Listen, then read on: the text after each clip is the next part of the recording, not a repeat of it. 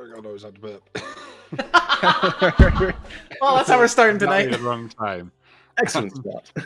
Hello, everybody, and welcome back to Crawling With It. Today we're presenting episode 20 of Gaecia, a homemade Dungeons & Dragons 5th edition campaign. I'm Crazy Vert, be your dungeon master for the evening. I made this world and I'll be your guide through it. I very much hope you enjoy your stay. With me tonight is Britty. Hi, I'm Britty. We're celebrating our big 2-0, and I'm about to be celebrating my big 2-2. Can't wait. Yeah, Britty's 22 weeks old. We've been going for more than 22 weeks. Well, this is the 22nd week of the stream, so. Is it actually? Oh no, it's actually the 21st. Ah, Is it? it was almost We've missed a more great than 1 week. matchup. Ah I well. missed like 3 or 4 since we started. Anyway, yes. Yeah, we had Christmas break and stuff. Yeah. Oh, yeah. Riley. Oh, hello. Hello. That's not Riley. Doesn't matter. Close enough. You say No, Riley doesn't we're doing the matter? introductions, dude. I'm Riley. This one. I play Yareth, whatever is actual. I've been completely thrown off. Dimbuckle. I play Yareth Dimbuckle. Dimbuckle, the warlock. I'm not in the right frame of mind tonight. Woo. Matt. Hey there, I'm Matt. I'm playing Phoenix White Our Fire Ganassi Divination Wizard, and I swear we usually are more professional than this. Professional. We Are don't we? get paid. I mean, No, that was a lie. normally we're When Have have close. we Bold ever faced been lie. professional? Nat. I was displaying role-playing skills. That was a I bold-faced see. lie. You're pretending to be a competent person. Ooh. Anyway, Nat. Hello, I'm Nat. Shaken up by this intro. I play Arlath. Don't die. And last and most certainly least, Lumie. Hello, I'm Lumie. I'm not Riley, and I'm definitely least. How are you all? Don't answer that. You can't. It's a stream. There's a chat. I mean, they can They comment could- in chat. They could type to us. Also, Lumie, are you all right? You sort of sound like you're at the bottom of a well. Who put Do I you in a sound cardboard better box? now? No, What? you sound worse. That You was s- impressive. You sound like you're on your phone. I have no mic. You just sound like talking on you're my in computer the 'cause my bathroom headset shouting through the broke. door. Oh, your headset Okay. broke. Oh dear. Anyway, I sat on it. Okay. Shame her. so we don't have any announcements for the beginning of the stream. I think we'll just hop right in, just I move think past this intro. I think we can hop in. Yeah. Previously on Crawling With It, on Gaecia, sorry, Gaecia. Stop laughing. It continues. Our Oh, I missed you all. party of adventurers finished up their business in the elven city, or once elven city of Filari.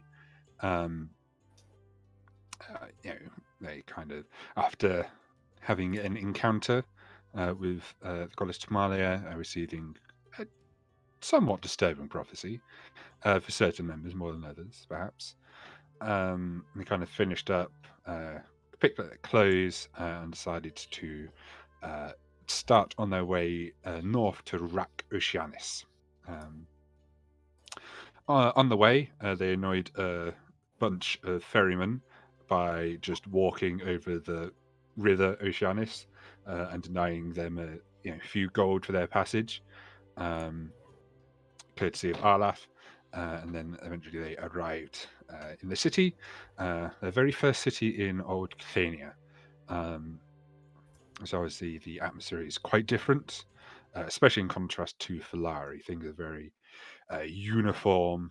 People are a lot more sober. The streets are far quieter. And the vast majority of people here will be kobolds or lizard folk. But they made their way to the Merryfall Association Tavern here in Lake Oceanis and inquired after some work. Let me just check the players. Here we go. The kind of barman offered them this, and it seemingly piqued our group's interests, and so they went to the fishing guild to find out more details. Once there, they were talking to the lizard folk who is kind of in charge of this particular operation, and he said that a little way downriver from Rakoshianis, there had been problems. Kind of apparently a lot of the ships that go along the coastline and then up into Rakoshianis have been attacked from some island in the middle of the river. Kind of just rocks, flying up and over. Their best guess is there's some sort of catapult, and there have been some sightings of figures that may or may not have been kobolds. They were only small.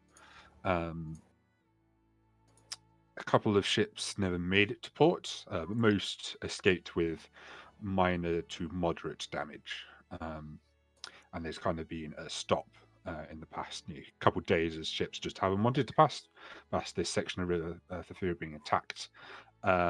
Naturally, the Fishing Guild doesn't like this, and so they advertised for anyone to try and deal with this situation as quickly as possible, because the army would take, they've got to go through the red tape, and it'll be a few days. So they're wanting to try and get some adventurers to do it ASAP. With the nature of it being ASAP, they're just sending anyone who they think might be capable of the task, and then whoever brings back evidence of the fact that it has been accomplished will receive the chest of gold as advertised. Our party will have been informed that a similar sized and capability group already left before them, kind of mid-morning-ish. And so where we finished off, our party was setting out kind of just after lunch. So this other group will have a few hours on them. And it's about approximately half a day's walk back to the section of river, roughly where this incident seems to be happening from. So, you have just left the city. You're making your way towards the particular mid-river island that you've been told about. Anybody doing anything interesting?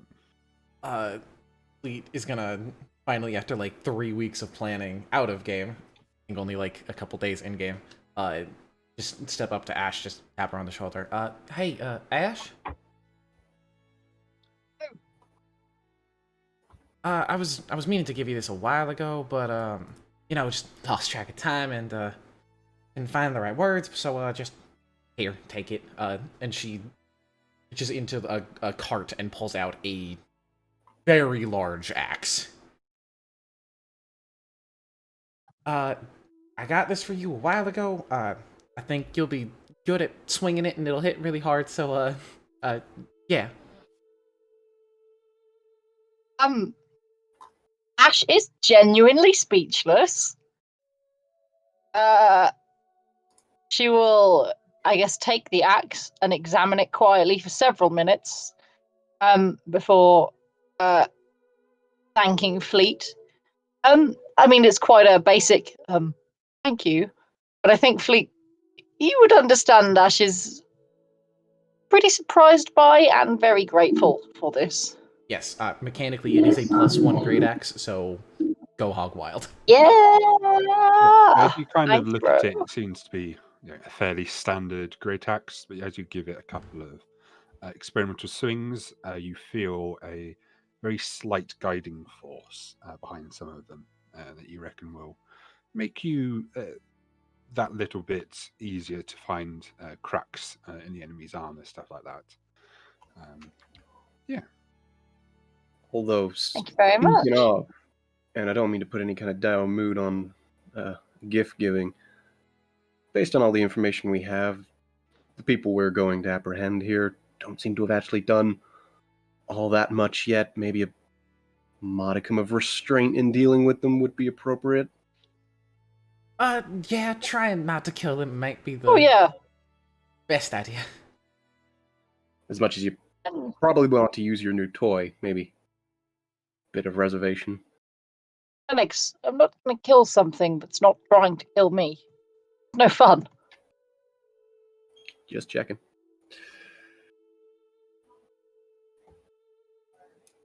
That's all I needed to do. All right. Anybody else, or shall we carry on? All right, this is me coming from not having been here for a little while. Yeah. Did we get our clothes? You did, got you yes. picked up your clothes before you left. For Beautiful. this time.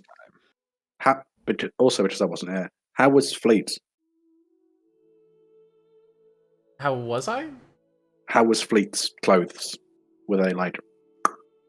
Oh, they're fucking perfect. Yeah, everybody's like it's tailored really well. They're just pretty quality stuff. Good. No, I'm. Hang on.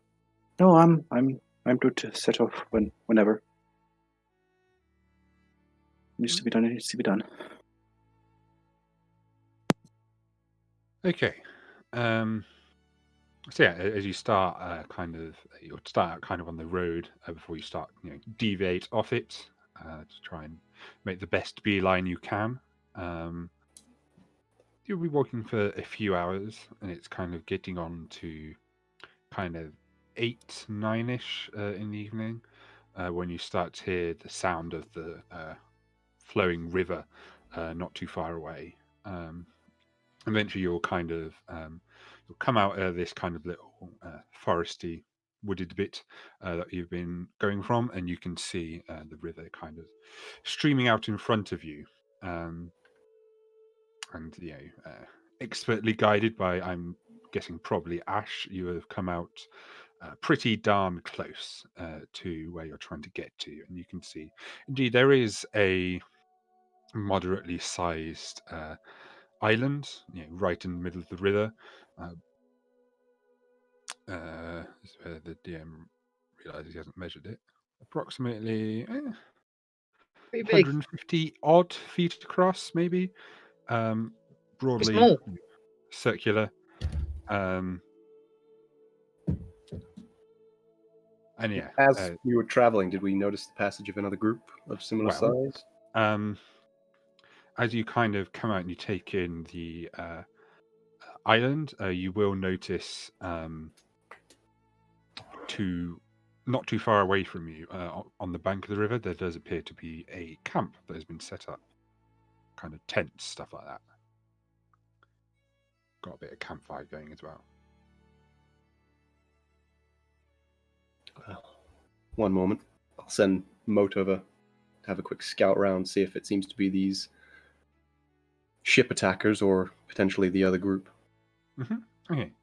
As a kind of half a mile away from you still, you can stop and take a couple minutes break while you send off Moat. He'll kind of have a you sending for like a high flyby, or to actually get low and go through the camp.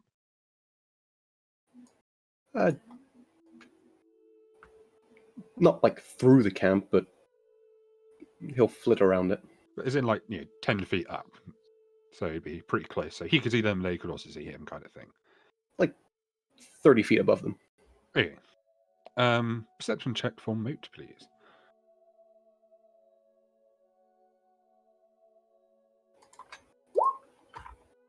Okay, yeah.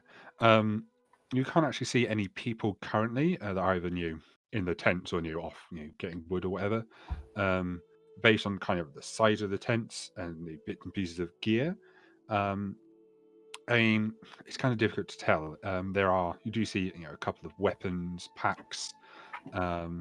They could reasonably either be from an adventuring group or a band of people who are attacking ships. It's difficult to say. Do the tents look like they're pretty permanent? Like they've been there for a while? Like how recent does the camp itself look? He'd definitely have to get a bit closer.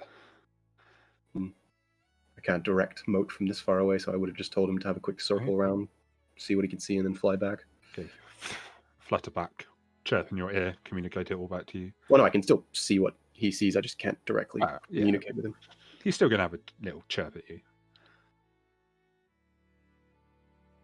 Keep sending there's me a these camp. dangerous flybys. One day I'm gonna Well, get hit. Well, there's a camp. I can't tell if it's who we're after or the other group. Either way, it's probably best to exercise caution because we haven't seen anybody else, and we were expecting to run into that other group. Well, we could always, Arlath, if you can do that trick again, if this is the other group, it looks like we've got the initiative on them. If they've set up camp, we can move ahead, try and settle this quickly. If it's not them, then we can always just circle back. I can provide the ability to walk on water, yes. I think that seems like our best bet. Also, if I might add, the trick you do with the water, that is the greatest thing I've ever seen.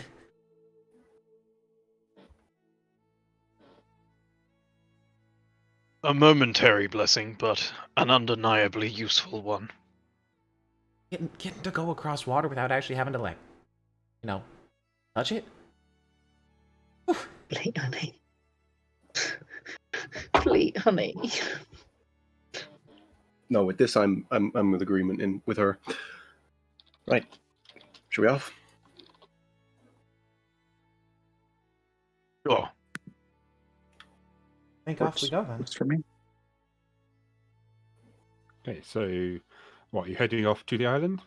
Yes. Okay. So you're just walking out from the kind of the copse of woods to the river? I'd say we should probably approach this subtly, but there's no real subtlety, just walking on a river. No, Yeah, nothing really walking to hide across the behind there. river, not exactly so. Okay. Phoenix will at least pull the hood of his new robes up to Yeah. make himself less of a spotlight. You will notice as you kind of get out and you get a better angle on things, this camp does appear to be kind of at the closest point on the bank to the island, if that makes sense. So it'd be the shortest distance going from the camp to the island. I mean, the spell lasts more than long enough to take a long loop around. Obviously, this is definitely easier, the easiest way. An hour, if I recall correctly. Yeah, so as I say, it's more than long enough. Just depends how close to this camp you want to get. Well, either way, if they're our competition or our quarry, no point walking straight into their camp. Yeah, best if we can avoid notice, if possible.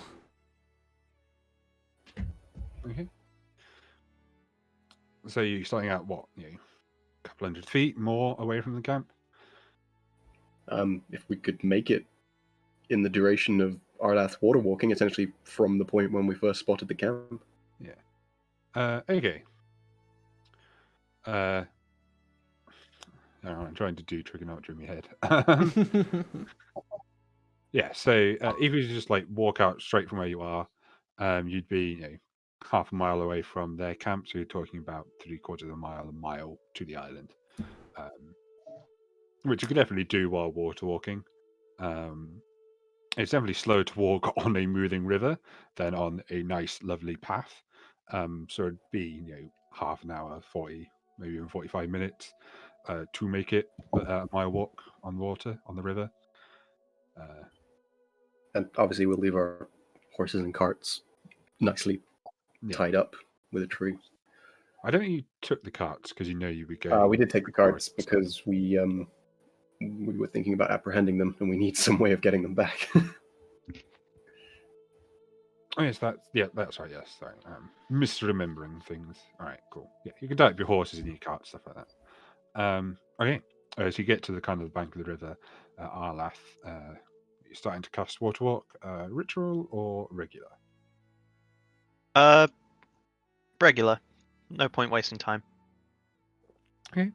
Yeah. So once again, this kind of magic, infuses you all. Didn't you say it was kind of a ghost hand kind of stretches up from underneath the water to hold you, kind of thing? No, it's more like a shadow.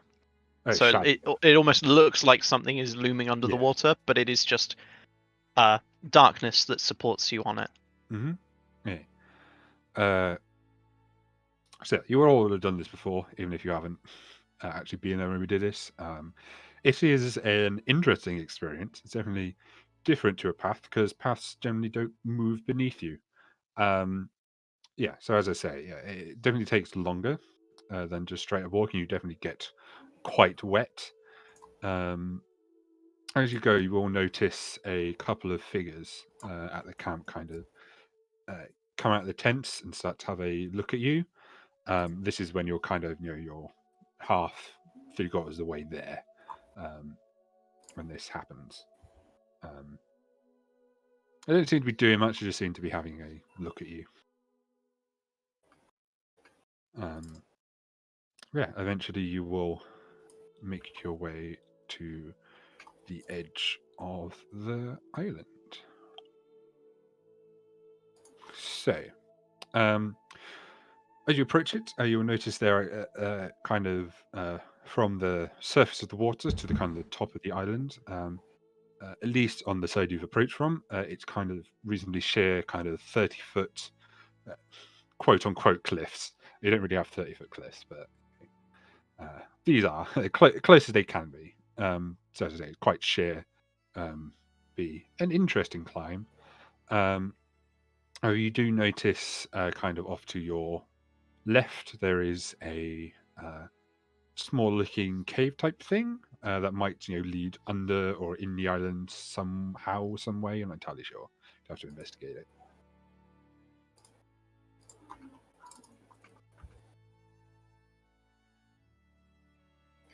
Do there seem to be any sign of boats, ways of traveling across the river, moored? Not moored outside, like where you are on your bit of the island that you're currently at. No. Do we hear the sounds of creatures moving around? Maybe the sounds of a camp, or Perception check with disadvantage because there's a loud river around you.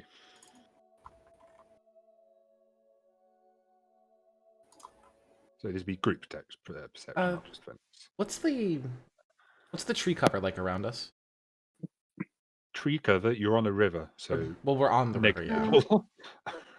Skipping Alright, was ahead in that my mind. a perception for everyone, mate? A group perception, so 2 dice, how you want to distribute them. Oh, sorry, ignore Oh, mine. Ignore. Being dumb because I forget how you do your That's- rules. Yeah, That's same. Phoenix and Gareth then. Yeah, Sure. so that's how you want to do it. I did say ignore mine because I also forgot. I didn't make it clear, so we can forget all of those dice and say, right. I did mine because I was the one So who one asked. person as a straight roll because you have disadvantage, or 2 people with disadvantage. Okay, so we'll take Phoenix's nat 1, and then someone else if they want to. I can roll. What's the worst that can happen, right? 18, nice. A few times we're saying that didn't absolutely totally screw me. Hell yeah. So you kind of hold a hand up to your friends to stop whispering and stand still, stop sloshing through the top bit of the river. You see here the kind of the roaring and the crashing of the river over everything else. But you listen, you focus. You do hear activity. It kind of sounds like things, some sort of living things moving around, and vague chitterings that might be chatter. It's difficult to say for sure. There's something not clear. It's not the kind of noise you would expect a busy camp to make. Let's put it that way. Well, Yeah, it's something. something better than nothing. Let's get off the river. Great. Get a bit of cover. Let's So go what are on. we doing? Climbing the cliffs or investigating a little cave type thing? I vote personally would be climbing, but I know not everybody in our venturing group do that very well. So the cave, we'd be like walking in on water, and it's like a little inlet, or does You'd the have to cave walk kind of over and have immediately? a look. I mean, might as well investigate the cave. We can always take the cliffs from the mouth of it. I'm inclined to agree. Okay, so you kind of wander a little Into bit cave. around to where you see this little cave-type opening. You kind of glance through it. You can see, pardon me, it's not a cave; it's more of a tunnel. Seemingly, it stretches for 10, 15, maybe 20 feet. And kind of at the end of it, you see almost a small pond type thing. It seems like the river kind of flows through this little tunnel into some sort of hollowed out center to this island. Well, that looks all kinds of exposed. And how tall are the cliffs? It'd be 30 foot up. That's not a terrible climb. If you look at them, they're definitely climbable, but it's by no means a climbing wall. Let's put it that way. It'd be tough for most of us. I think Ash and I would have the easy time.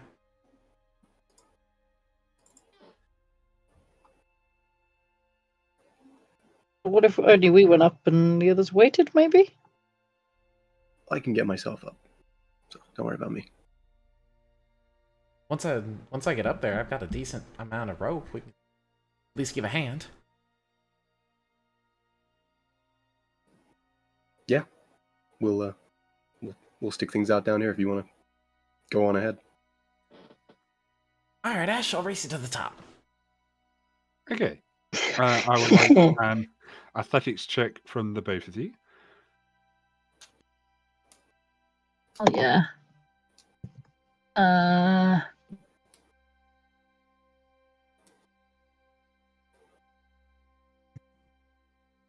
Yes, Ash. Jesus. Okay, yeah. So you both kind of take put a hand on like some ledge out of this cliff face, and you kind of put a foot in and you start to climb up. Kind of from the instant you start climbing, Ash has a distinct advantage, not because Fleet is doing poorly, but just she's a bigger person. She's got longer legs. She can, make jumps, stretch further, just take a route that is just inaccessible to Fleet. And so, yeah, while they both quite competently start making their way up, Ash gets, about half a body length ahead of Fleet in about 3 seconds.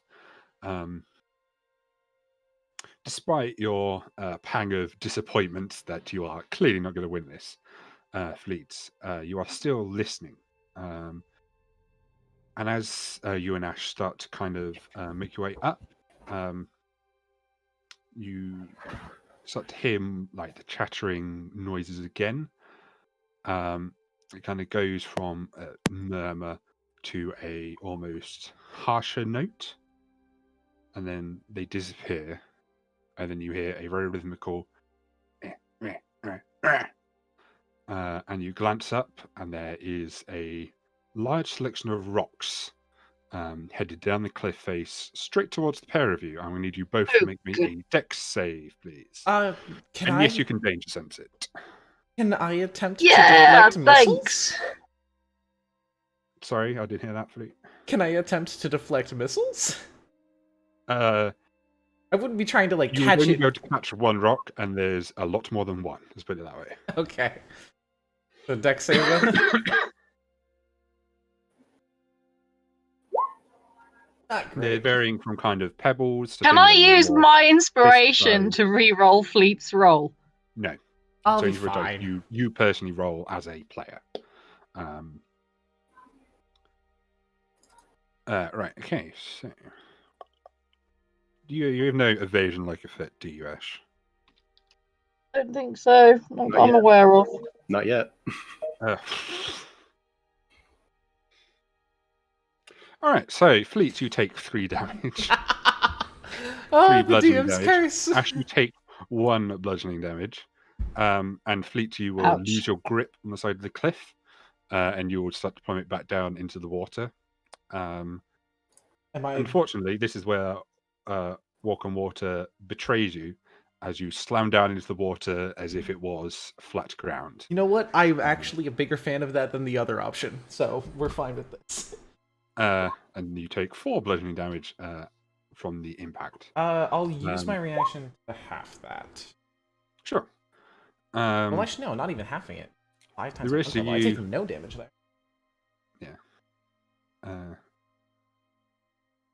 Yeah, you reduce it to nothing. You kind of, Iron Man land on the water. Imagine in a very panic way, like swinging my arms up, trying to. Because I'm imagining I'm still thinking like I'm gonna fall into water and not land. Yeah. There's a bit of panic there. Yeah. All right. So, the rest of you would have seen this, but you have plenty of time. You stand back as the rocks start to splosh, splosh, splosh into the water, so you're completely unaffected. You do see Fleet land quite impressively in front of you. Ash is still kind of. She's probably more 20 or 20 odd foot up the cliff at this point. And I think at this moment we will call it initiative. Give me 1 second because I need to do some quick changes to the map to correspond to what you guys have done.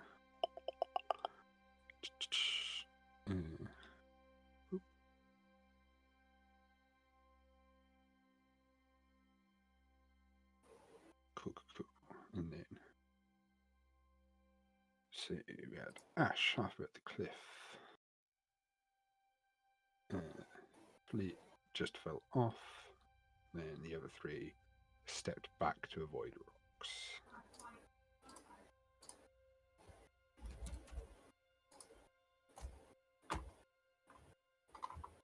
Cool. Quickly. Move you over to the map and then get out the turn order so now you can start rolling initiative safely.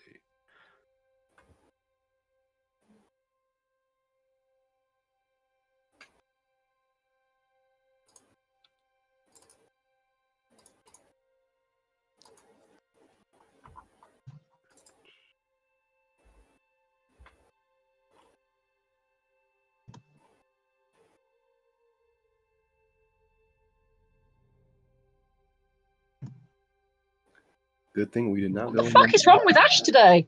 Good thing we did not go in that tunnel. Would have been very Oh. exposed.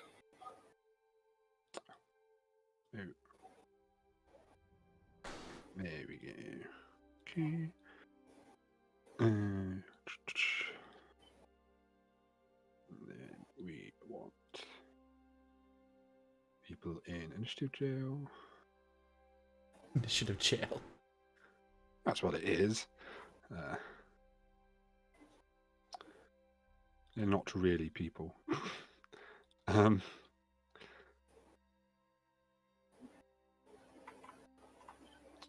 Killy Dokley. I think that's everything. I hope it's everything. Deep. Okay. Is everybody roll initiative? Yep. Cool. Descending. Alrighty.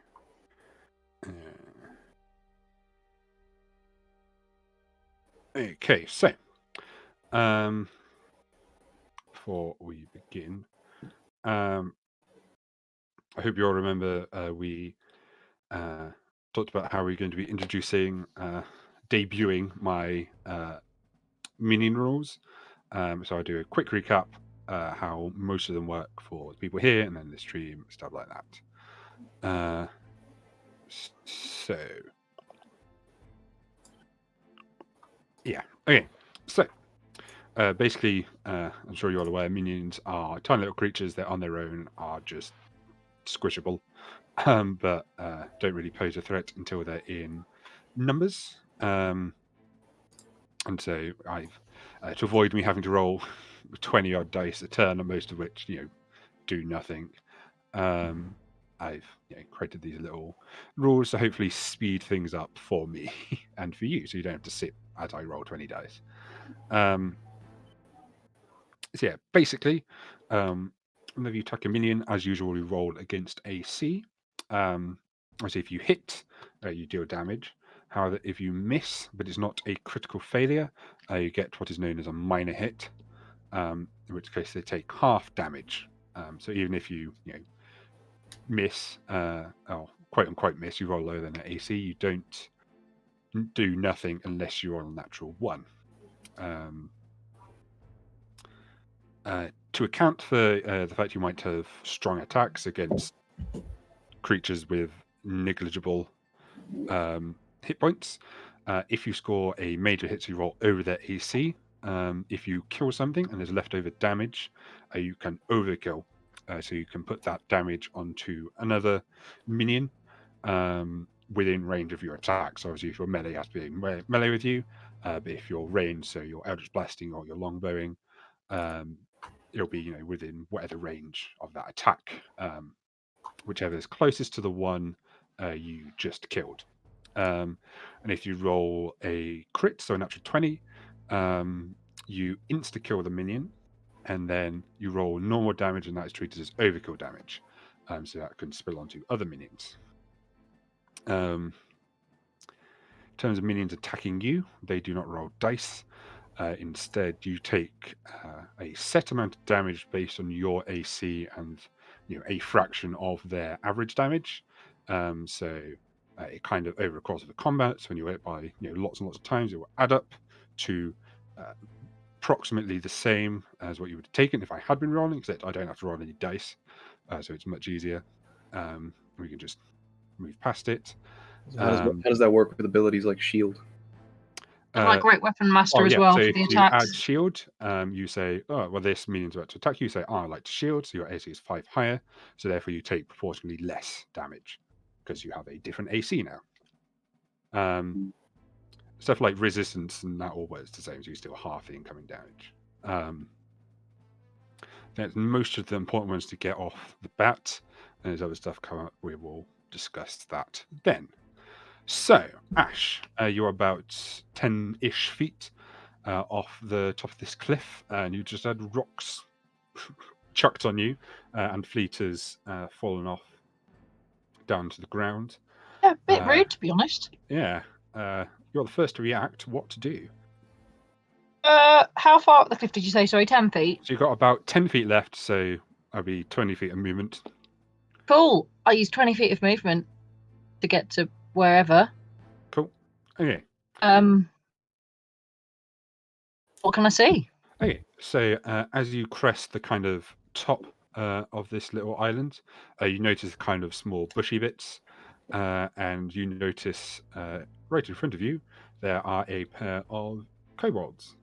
They seem to have these kind of leather harness kind of on them, and from that they have these kind of wings attached to their backs. You notice several similar creatures kind of around the ring of the island. So all these ones with the wing icon are the winged kobolds, and they are all minions for reference. So these two right in front of you appear to be the ones who just chucked rocks on you and Fleet.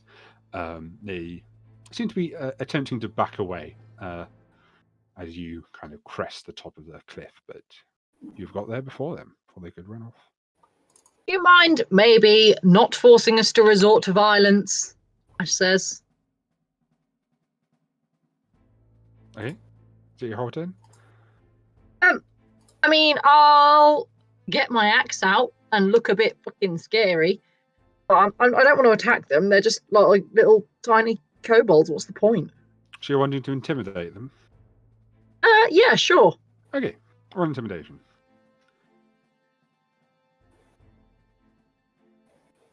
Oh, that's not gone through. There we go.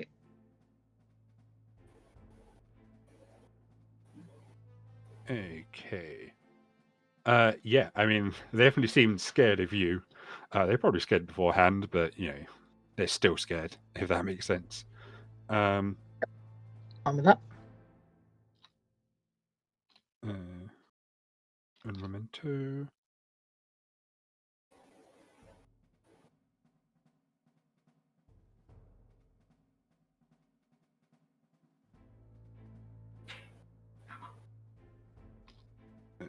sorry about this.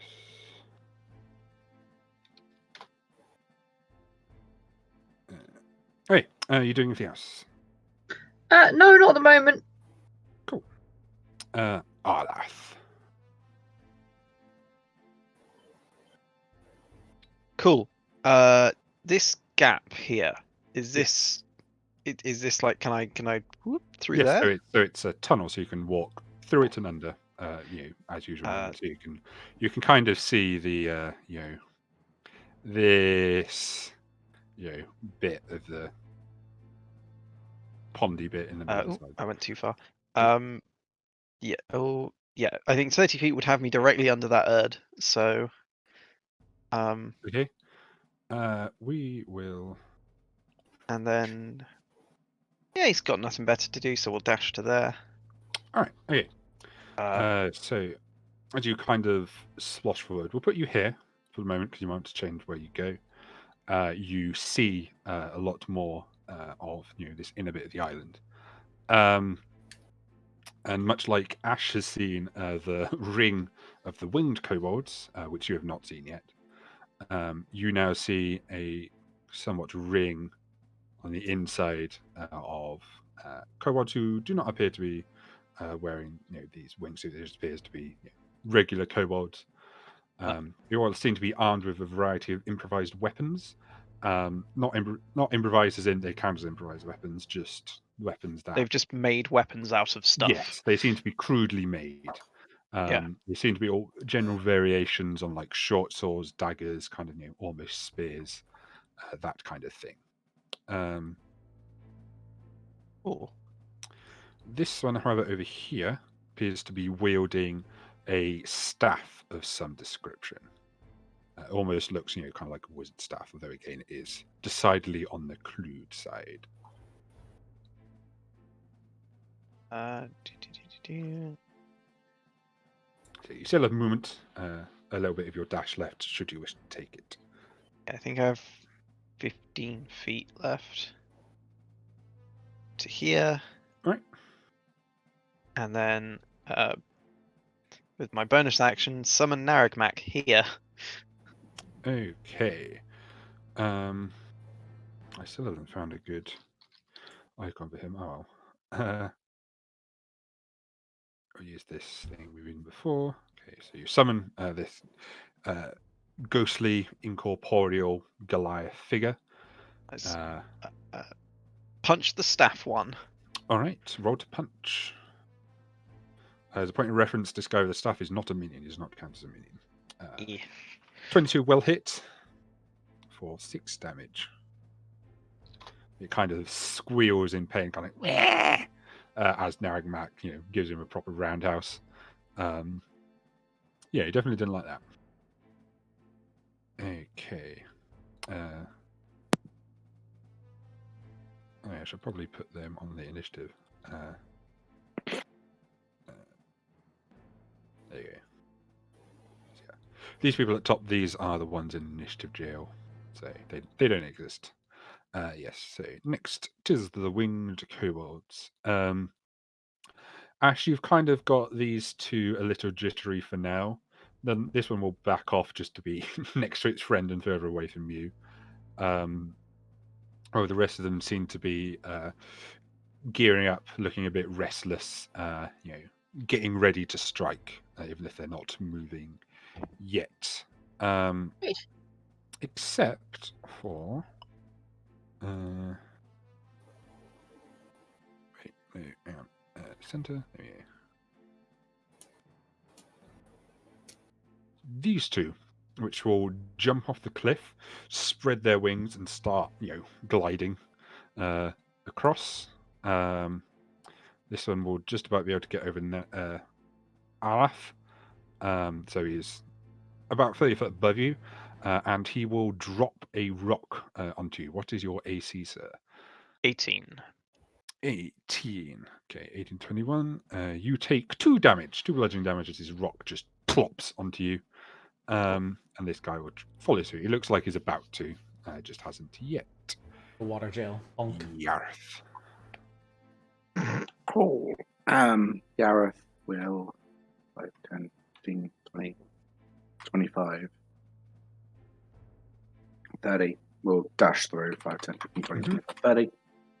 Yeah, so No, again, you kind of I'm see. back there because I forget that Gareth only has 25-foot movement Right, okay.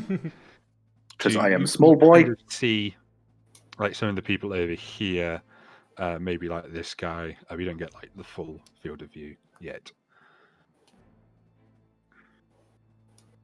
Cool.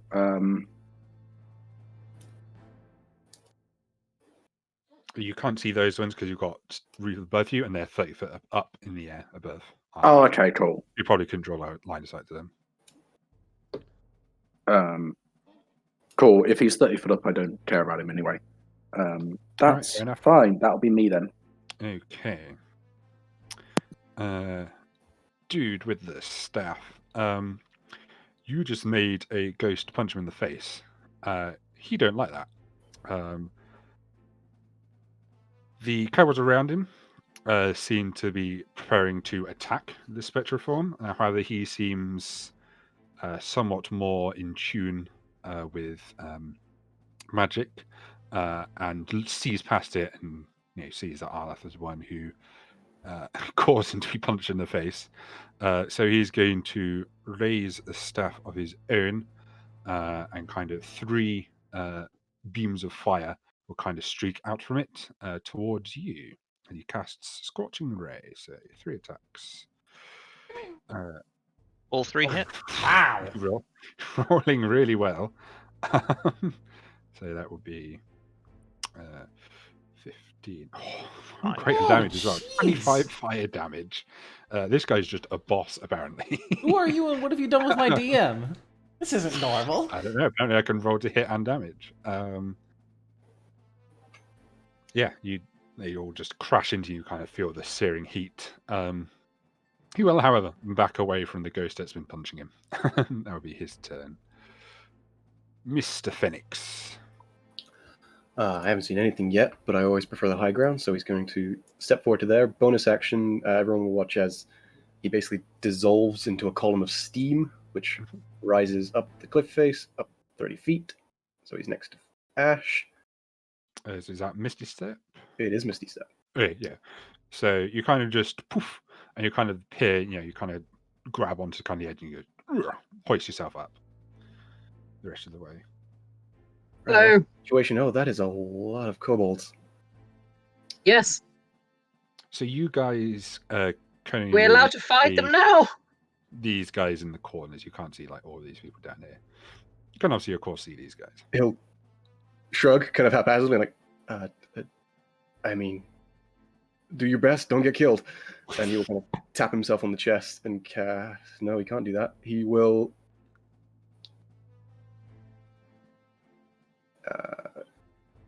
yeah, he's gonna have a quick scout round, see there's a big bush in the way, so I probably don't see down to there. So really all I see are the ones in front of me. So yeah, he's gonna I don't want to kill them. It's just a little firebolt, can't hurt. And he'll chuck a firebolt at this one. Alright. I rolled a hit. Oh god. Okay, so he dies instantly. Whoosh. Why can't you do non-lethal damage with spells? Because it's hard to do non-lethal damage with fire. And then Hey, roll damage. Ferret. Yes. Remember that time in our first campaign when you set a guy's hair on fire to intimidate him and then were surprised when he died? No, I do not remember that. That was, I'm pretty sure you did that with Elwyn back in the very, very, very early days I of don't Tanning think Aaron Gal. would set anyone's hair on fire. That's not the kind of person he was. It might have been a one-shot or something then, but it was still hilarious. Maybe. Definitely happened, Luke will remember. I can't remember. Anyway, yes. So roll damage to overkill, if you so choose. So we'll just take the second roll, so 9. Mother of all like this firebolts guy. as well. I know. Will be applied to him, and he will also drop. So he's been Whoosh. And then he will look at So Ash. much most for fire it's just only a like little broken chest. firebolt, it can't hurt. Yeah. He will be looking at his own hand like, Ah, crap, that was What? what I meant. They're kind of this leathery structure of their kind of harness will just instantly, and they will kind of scream. Yareth, one probably just plop into the ocean in front of you, and this one will just keel over on top of the cliff. Gareth just looks at it and just goes, Icarus? I mean, yeah, it wasn't fired till it landed in the river. All right, is that your hard turn, Phoenix? Yes, it is. Cool. Cobalt. Okay. These few will kind of run into the center of the pool. These two will try and attack the ghost. They will waste their turns doing that because they aren't the smartest. Yeah, I need to do some measuring.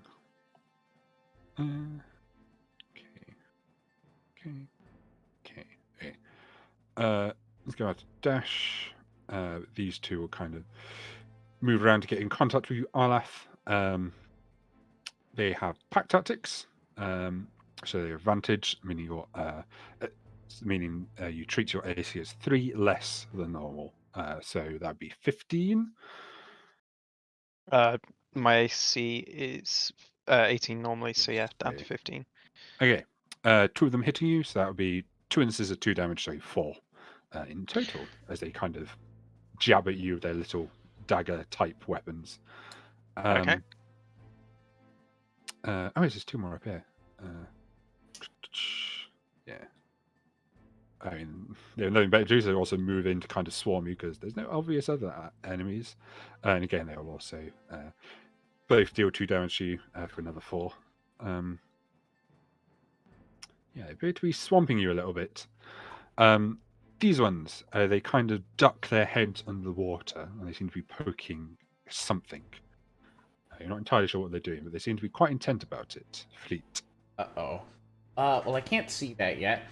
The Ash and Phoenix run up there, so pretty confident that they're going to be fine. I'm going to follow behind Gareth. Doesn't get himself hurt. And all of this, which is a lot of concerning. There's a lot of people around him.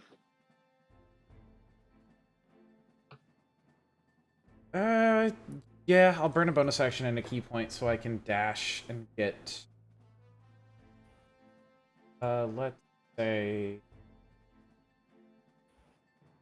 Go. I don't know, where to go? Here, I think, would be good. As long as... Okay. No, this is up in the air, isn't it? Yeah, that boat's 30 foot up. I would have gone here instead. Okay. Started smacking. Yeah, roll to the whack. Let's see. Just using my punches.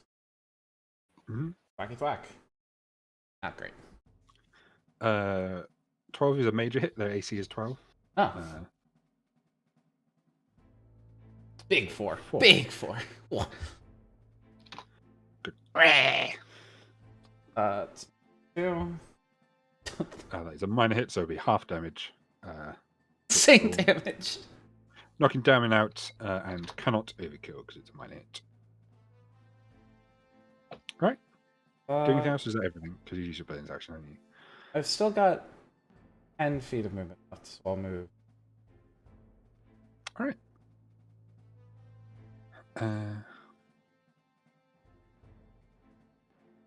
To this point, from behind this rock, another one with a staff will kind of emerge and looks at Fleet, who's just downed its ally, and will prepare an attack. What's he going to do? What's he going to do when he comes for him? Bad boys, bad boys. Yeah, he'll kind of, again, he'll circle his staff, whereas instead of fire, this time it seems to be these kind of orbs of magical energy, and they will streak out towards you, Fleet. Ow. 4, 5, 8, 10 force damage as they kind of all collide into you. Try and dodge, but they move to intercept you. I know the name has missile in it, but I'm assuming I can't catch them, right? No. No. It's worth it. Uh, Better to for ask several it to make reasons. sure. You can try. You move your hand to intercept, and it just whacks into your hand. You're like, you're lucky you didn't break a finger trying it. All right, good to know. That's his action. He'll just duck back behind there because he's a coward. Top of the turn. I've seen Before we move him. on to Ash. What these little kobolds were doing becomes somewhat more apparent as the kind of water in the this little pooly bit center of this little pool, it starts to froth and foam, and a very large, gigantic figure will rise up. I'm in need Fleet and Arlaf to make me a strength save, please, as just this wave of liquid just pushes you back. Is the water getting onto us? Like, is it actually hitting? Like, are we getting wet? It's a massive wave, so All it's right, crashing into you. I'm giving myself disadvantage for this just because of what Fleet is doing. Oh, Okay. I'm still fine. Okay, Arlaf, you are knocked back 10 feet. All the kobolds automatically fail because flavor. Yeah, but Fleet, you managed to brace and you managed to keep your footing. Arlaf, you are knocked back somewhat. If Fleet wasn't terrified of having water go into her lungs, she would be screaming. Yeah. Ash, you notice these kind of winged ones you tried to intimidate. They were wavering, but as soon as this hulking figure rears up and roars, their backbone seems to be stiffened somewhat, whether through morale or they're just more scared of it than they are of you. Regardless, it is your turn now. Oh, good. Right. Well, I actually don't know what of them I can get to. Slide down the Good cliff mad face jump. into the melee. You could drop down on them. I mean, can I drop into the water or am I going to die? I mean, it's a long drop, so you'd probably take some damage, but it's not going to kill you. It's 30 not- feet. You can handle It's it. 30 feet. Okay, excellent. Right. Bonus action rage. Okay. I'm down cliff. Okay. So what? Here in the middle of this trio. Yeah. All right. We'll call that your whole movement to kind of just run, Yeah, mad that jump. makes sense. This will be 3d6. That will be 9, half to 4 bludgeoning damage. You crash down in. These kobolds have just been swept back, noticing you. You'll just crash down next to them there. I mean, you probably can't smell it, but you're fairly sure they just shot themselves. Excellent. Yeah, just go for one of them. I don't really care which one. Just a normal swing. 21. That'll definitely hit. Excellent.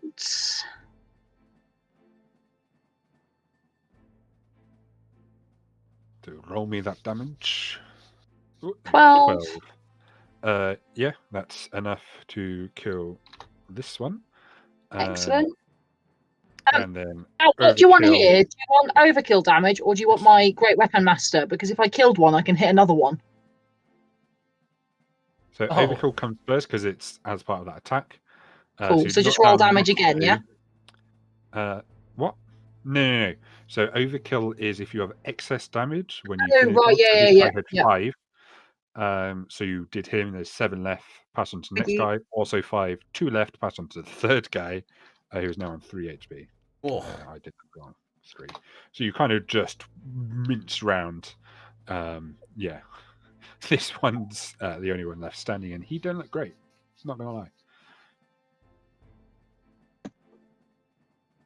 Oh, a miss. So that would be 8. So that'd be minor hit. So you roll damage. That would be halved. But Oh my god. here's 3 HP. The Great Master, Great Weapon Master was the definition of gratuitous, I believe. Yep. Yeah. I mean, is it possible that I'm doing non-lethal damage, or given just the numbers, I'm assuming probably not? I mean, that is up to you. I mean, I don't want to kill them. They're just kobolds. And if you don't want to, you can just, knock them out. Yeah, So this sure. is kind of representing not necessarily one massive windmill stroke. If you don't want to. It's just, obviously, what might we interpret in the rules as one attack is probably, a few, which, against a better opponent might only land on one person. However, against these poor things, they can all potentially be damaging. So you can just elbow one out, you flatter the blade another, kick the third one in the groin till it goes down. That kind of thing. You can definitely non-lethally kill them. Down with that. You're more than proficient enough with your art to do that. Great. Right, that's the end of your turn, I believe. So on Yes. to Alath, who ain't looking too good. Not gonna lie. Right. Okay. Action. Mhm. I'm going to cast. Where is it? Spirit Guardians. Okay. Electing the party as creatures not Of course. messed up by my Spirit Guardians. And then bonus action. 15-foot radius. Yeah. Cool. And then bonus action. Where is it? Can everyone see that? Yes. Cool. Actions, bonus action. Bonus action. I think I can still get the spiritual weapon to whack. Of course. Who are you whacking? So And move and whack. go get him. Go get him.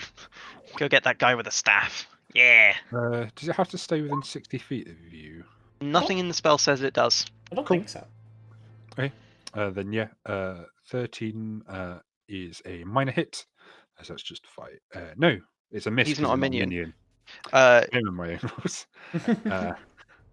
Yeah, so Naragmak doesn't have the element of surprise this time. He's just able to duck underneath it. Cool. That's me. Ciao. All right. The winged kobolds. These guys carrying on their gliding path this way, and the rest of them will start to launch, headed in your general direction.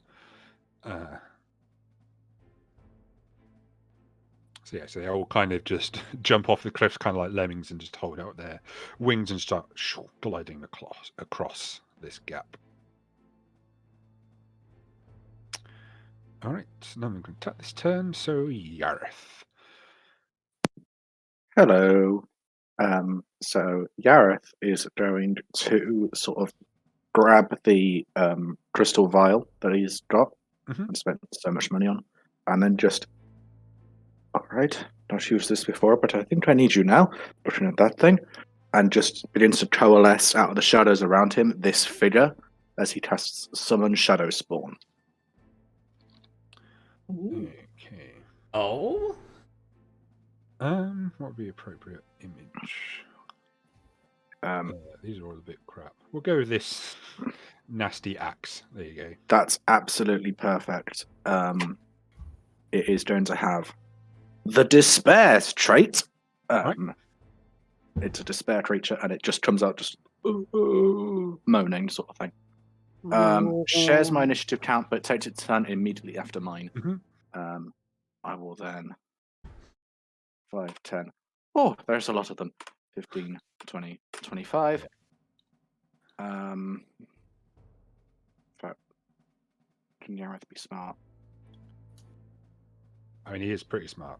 He is pretty smart. Let's try that again. So 5, 10, 15, 20, 25. That's pretty smart. All right. There we go. Okay. And now, what you- now my son, yeah. Oh. my weird demented son, Sure. is gonna just silently glide over to the giant. So 30 foot move, 35 foot move. It has 40 foot of movement. Cool. Yes. Oh. Sling across the surface of the water. for what it's worth, any creature other than me that starts its turn within 5 feet of the spirits has its speed reduced by 20 foot until the start Cool. of the creature's next turn. Just as a Oh. heads up. Oh. And then it is going to swing a hand at the boy. My Right. spell attack modifier is a hit, so I'm just going to click Primal Savagery for now until I set it up, because I haven't set it up before. It gets a natural 1, so that's fine. The spirit has number stats equal to the half of this spell's level rounded down, so that would be 1. So cool, that's its go. Cool. Okay, so that's your entire turn. On to this boy. He really wants to get away from this thing. Going to move over here, so he's a line on Fleet. Once again, he will raise his staff. This time he will... Yeah, you're just getting magic missiled. Oh my god! For only 8 this time. Eesh. Still hurts. And he will carry on moving because he does not want to get punched, sucker punched by a ghost again. Okay, big boy's turn. Seemingly ignoring your shadow for now, Yareth, it will kind of reach down into the little pool, bring out a big old rock, and look squarely at what it sees as the biggest threat to its dominance, being the raging barbarian. Raise the rock and just yeet straight at you, Ash. With a moment to think before it gets near you. The rumours that I might perhaps have a catapult. This is probably where they come from. I think we found the That will catapult. be a 20 to hit. I assume that hits. Ash? Yeah. Yeah. Cool. And that will be big damage again. Oh! 25 bludgeoning. Oh! I'm just Half rolling to on the damage 12? tonight. Yeah, but to 12, oh. yes. Oh. It kind of glances your shoulder. You kind of just in pain. It kind of roars its challenge out again at you. Picks up out of the water this damp, probably best described as a tree, and will. It's halved its move. Is your spirit incorporeal, Yareth? I don't think it says it is. Okay. This it is. It specifically says this corporeal form. Okay. He's big enough. It's a medium, though. Yes, it's Yeah, a so medium big enough. monstrosity. Yes, so it's big enough to move over it. So you can just 5, 10, 15, 20. Wander over this way, looking down Right. menacingly at Ash. Help! Thanks. Wait, did it just move into my spirit guardians? Yes, it did. Have to make a save. Is that a whiz save? Yeah. Cool. It's I not can't good at imagine that. this thing is very wise. 5. Nice. Have some of that. Oh, is that 19 damage? Yeah. Solid. Pretty tasty. Minus 19. Kind of grunts in pain as he kind of sticks his foot in. You kind of see it start to singe. You probably smell like burning hair. But he seems to be he seems to be powering through to whack the orc lady. Phoenix. Move a bit closer, get a bit of better sight line. That is a lot of things going. Big ugly mother. But you know what? There's a pretty big cluster over here, so let's throw a 3rd level sleep. Reminder, these boys Right. are 30 foot in the air. Oh, it's fine. It's got a 20-foot radius. Yeah. So it wouldn't hit the guy on the floor, but you can definitely get all of these boys. Yeah. Cool. Lying boys. All right, roll them hit points.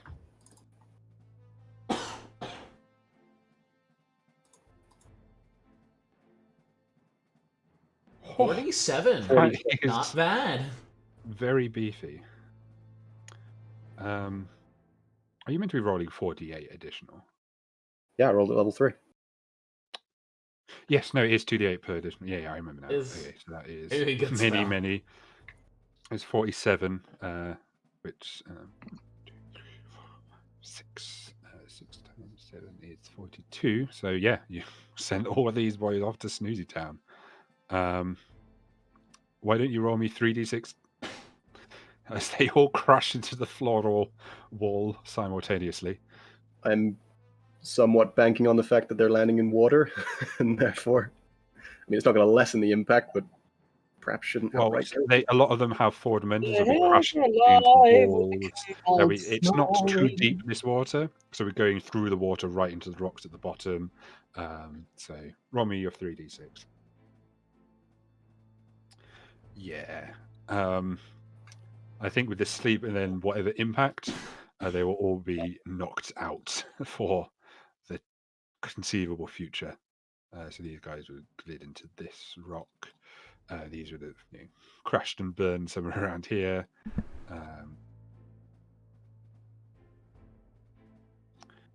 And then these boys, something similar, kind of moved over this way for dropping. Right. I'll check if they're still breathing later. And I'm guessing these guys just dropped off to sleep. These are on the floor, so they're 30 foot down from where you place your spell, so they'd be completely out of range. All right, I was trying to get like a point where I could get all of them because it's big. Well, because the kobolds, the flying ones are 30 foot up, there's no way you could put something on that plane and it's extend 30 foot down with your 20-foot radius. I thought they were just not. I thought they were gliding, so I thought they might be a bit lower than 30 foot. Well, they are gliding, but they're gliding at the 30-foot layer because they jumped off this 30-foot high cliff. Right, no, that's fine. That's a good chunk of kobolds. I mean, yeah, you took out 5 of them. They all just fell down. Check if they're breathing later. Or 6, sorry, 6, not 5. Yeah. I'll duck back behind some shrubbery. We demand a shrubbery. I was about to say that. Little boys. Hello. Yes. Well, one of a few that's left. Okay. So because there's just one of them, he automatically fails. So roll that damage. He gets burned alive. Right.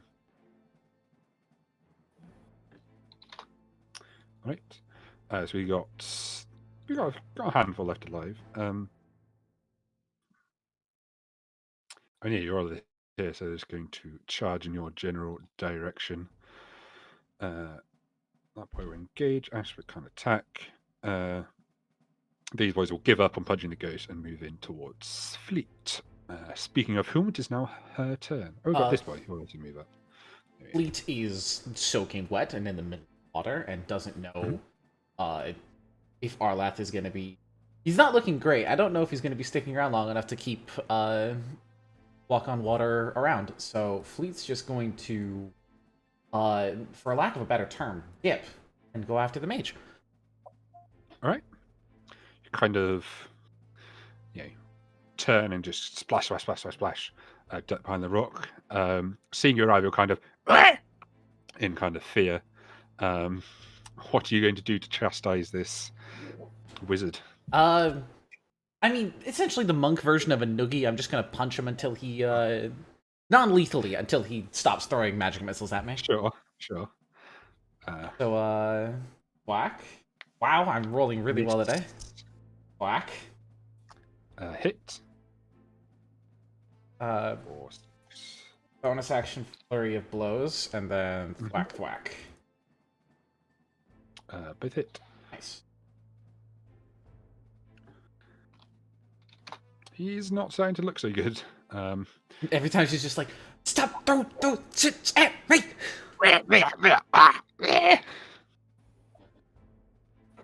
Alright, doing things? Was that your turn?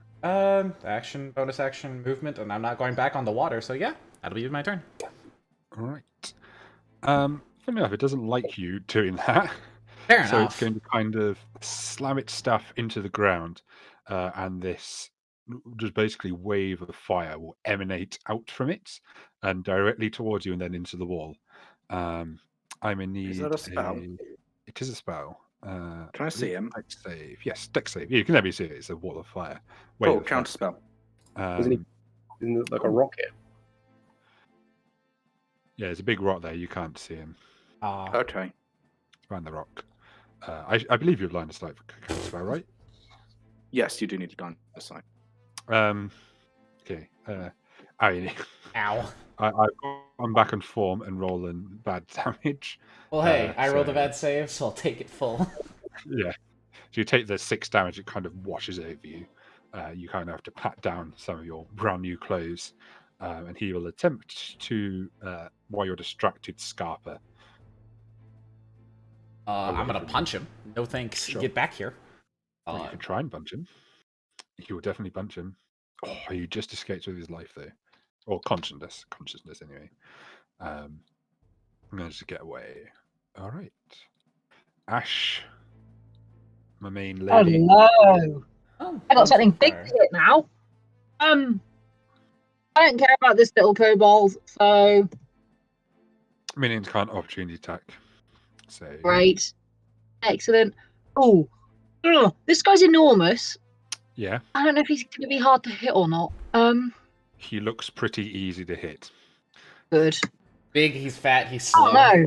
He looks easy to hit. He just looks like he can take a lot of them. 8, however, will not be enough. Will miss. So my second attack. Oh, There we no! On form now. Yeah. I was going to say, Oh, do you remember no. you've got reckless, but you don't need it. I need it.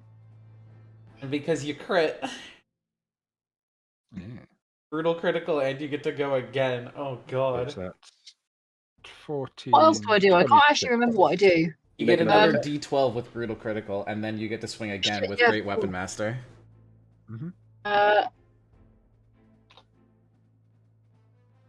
Another 4. And then second Yeah, now swing you've got an because it's extra crit. attack. Ooh. No! Which will not hit.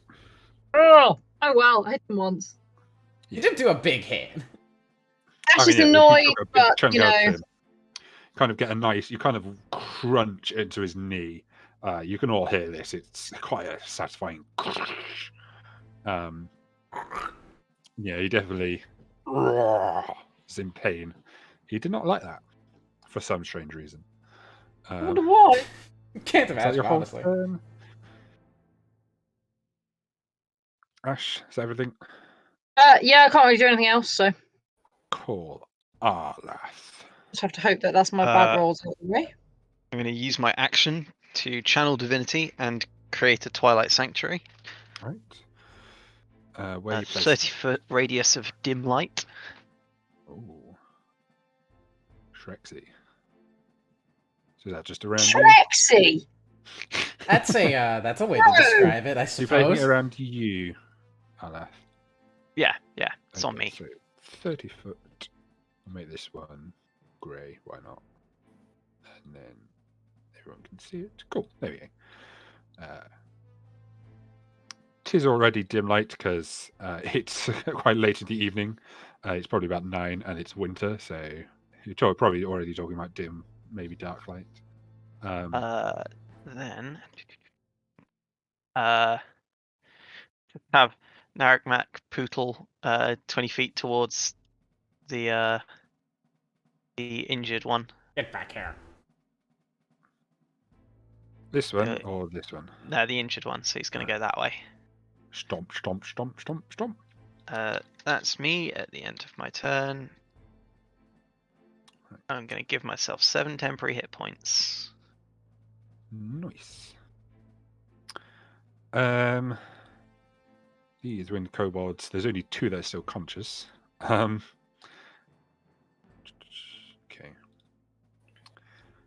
Their brothers drop like flies, but they're brave. Mainly because they've got a big nasty fellow. Steve still looks alright. So they're gonna carry on gliding towards your Yareth. Cool. There is big man next to Yareth. He is indeed next to you. Let's Yareth punch him right in Alright. the toe. Yareth punch. That should not have been to disadvantage. So 22 will 22. hit. Beautiful. 18 acid damage. Nice. That's a big Yareth punch. Oh, wow. I've just Look at set his his health bar health to go. minus 18. Hang on, help. You sent him 2 Big negative Yareth 18. punch! Hang on, wait. It's done now! No. There we go. You kind of claw through him and you kind of growls in pain. You've Cool. definitely You know what? gathered a portion of his attention. Beautiful. Yareth's feeling cocky. Oh, Can you no. make me a strength saving throw, please? All right, As I'm going to try and shove him with my mind. sure. With your body, because that would not work.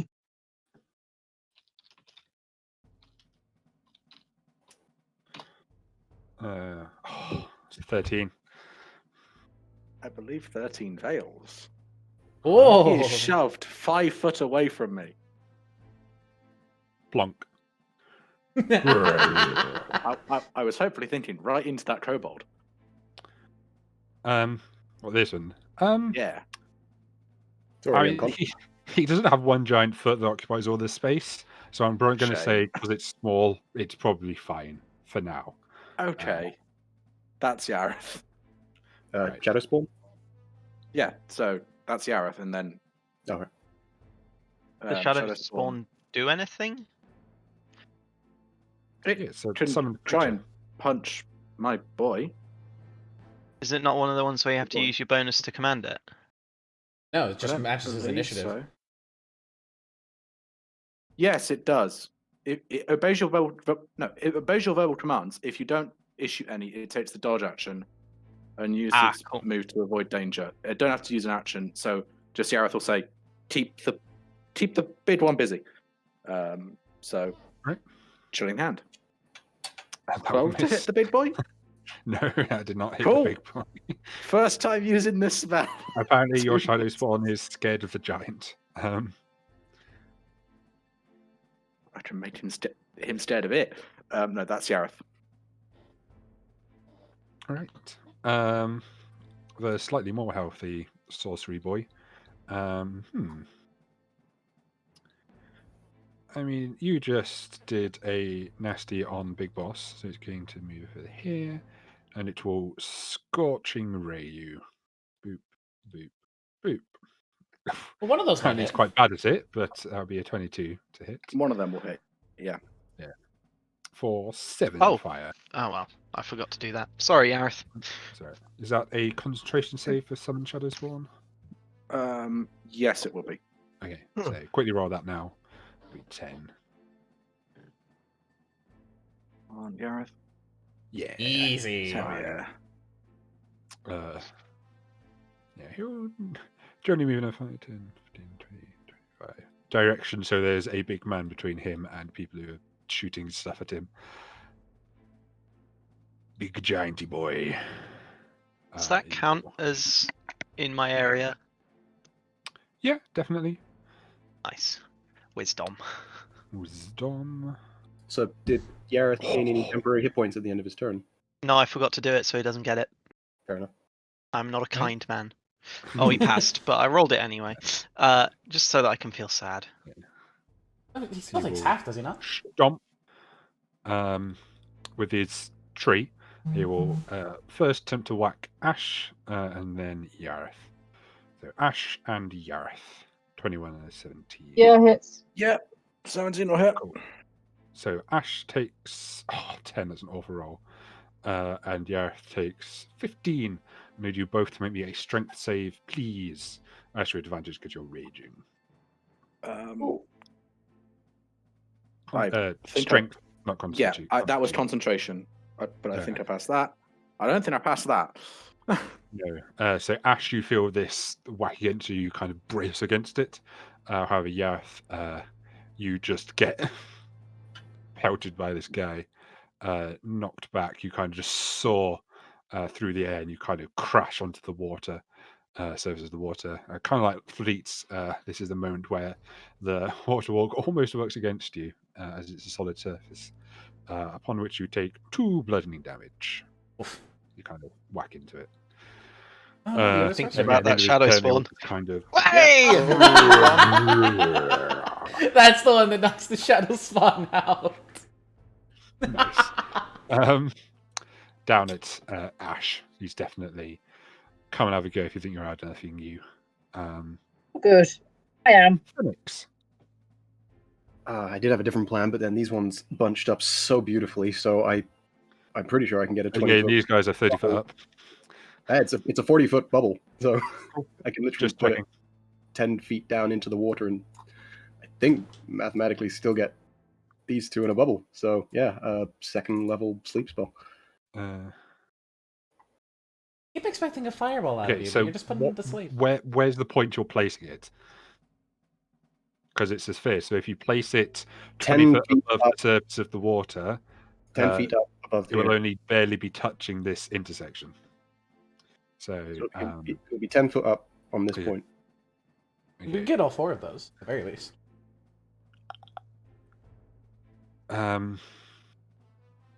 You'll definitely get both these kobolds. Or if you think if you think I wouldn't get if you think I wouldn't get both of these, then it would be 10 foot up here. Right. So, are you going to prioritize getting the ground ones or the sky ones? Well, actually, if I'm doing it there, then it can be about 15 feet up. Get all of them. So I'm ignoring this one for now and just getting these 6. I think there's one underneath this flying one. No, there isn't. Okay. Oh, no, 5. So that's if fine. you place it 15 feet up, you will only get those 4. I would not get that one. No, because if it's 15 foot up, you've only got the 5 foot left, and obviously that's not a very big area, so it's just enough to catch those 2. Because obviously it's a sphere, it's not a cylinder. So obviously the bit where it intersects, the bit where it will catch the ones on the ground is maybe a 5 foot ish radius. So basically, I'm saying you'll get those 4, and we'll move on instead of trying to do complex maths. In which case, first level sleep. Okay.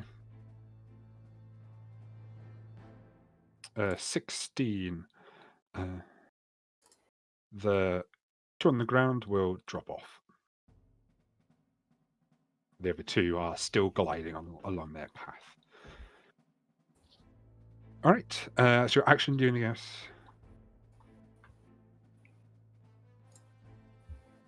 All right. There are 2 kobolds who are not asleep or dead. And this one will stand up behind Ash and attempt to stab you in the back. Will have advantage, so -3 to your AC. That'd be what, 15? My AC's 18, so yeah. Yeah. Okay, so that will be 2 damage from his improvised little spear thing. To 1. I know. Ash is feeling it now. And this guy will suicide charge and try and get Arlath if he can succeed on his whiz save. No, he will probably burn up, I assume. Geez. Unless you roll truly atrocious damage. Yeah. You're kind of charging. Yeah. He just dissolves. Did this one also take the Spirit Guardian damage when it? Oh yes, it probably should have as well. It also gets whooshed. Yeah, alright, okay. So you don't take that damage, Ash. Get that 1 health point back. Oh no, I get that 1 point back. He just Every little helps. You're gonna get hit by a massive attack, and you're gonna survive with 1 HP. I'm calling it now. Half right. orcs, I'll be fine. That's all the kobolds taking out the action, or the regular kobolds. Fleet. Yeah, I don't like the fact that he's moved away from me. So, get back here, Stinky. Punch. Non-lethally. Not much reason to roll damage on this. KO'd. Kind of just uppercut, just brr, brr, brr, brr. KO. The way that came out, it sounded like instead of Yareth punch, Fleet performs a stinky punch. It's a punch that only Like, get back here, targets stinky things. punch. So I should have 10 feet of movement left. Okay. Oh, there's a kobold here that's still alive. Hang on. I've got his turn, so he'll not do anything, but...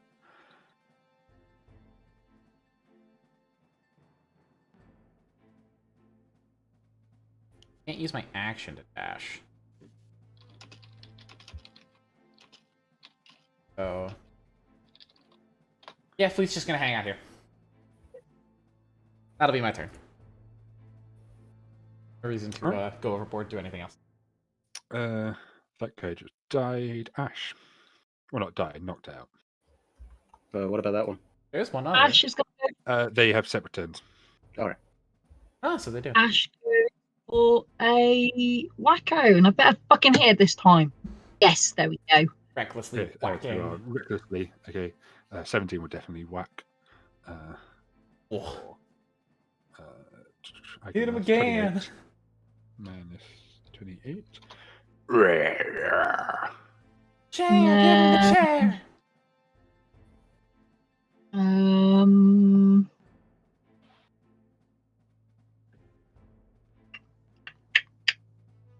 You do have a second attack. No. I'm looking at my broke tooth braces, but I'm not going to do anything with them just yet. I'm going to go for another whack. Yeah, I'll definitely whack. Well, the last one hit, probably. 22. Oh. He's starting to look not so great. You kind of, almost shattered his kneecap. Several probably chunks of flesh have fallen off. The water is definitely streaming red now. He's starting to look a bit unsteady on his feet, but he looks far too stupid to do anything but carry on pummeling you. Ash, just in case, Ash will shout in giant, I guess. She speaks that. You stand down now, I won't kill you. Oh. Of all the enemies to show mercy, I think this is the one. What do you mean? This is the perfect one. Roll me Kind of got intimidate. to apprehend a giant. We think we can get him out of this island. Attention. Oh no. Noted. That ain't good. Mr. Arlaf. That's for Ash. And then I will drop my hammer, step forward, and reach out to touch this dude. Ew, gross. Make that attack roll. Oh. Ah. Oh yes. no. I will spend an inspiration. All right, to re-roll. Ooh. Even worse. Lovely. You kind of reach out, but you trip over your own hammer and kind of just, and you have to stand up and you just look a bit sheepish. What was the 10 healing for me, by the way? Temporary, but yes. 10 HP from the Aura of Shadows. Twilight, sorry, not Shadows. Pain. Agony even.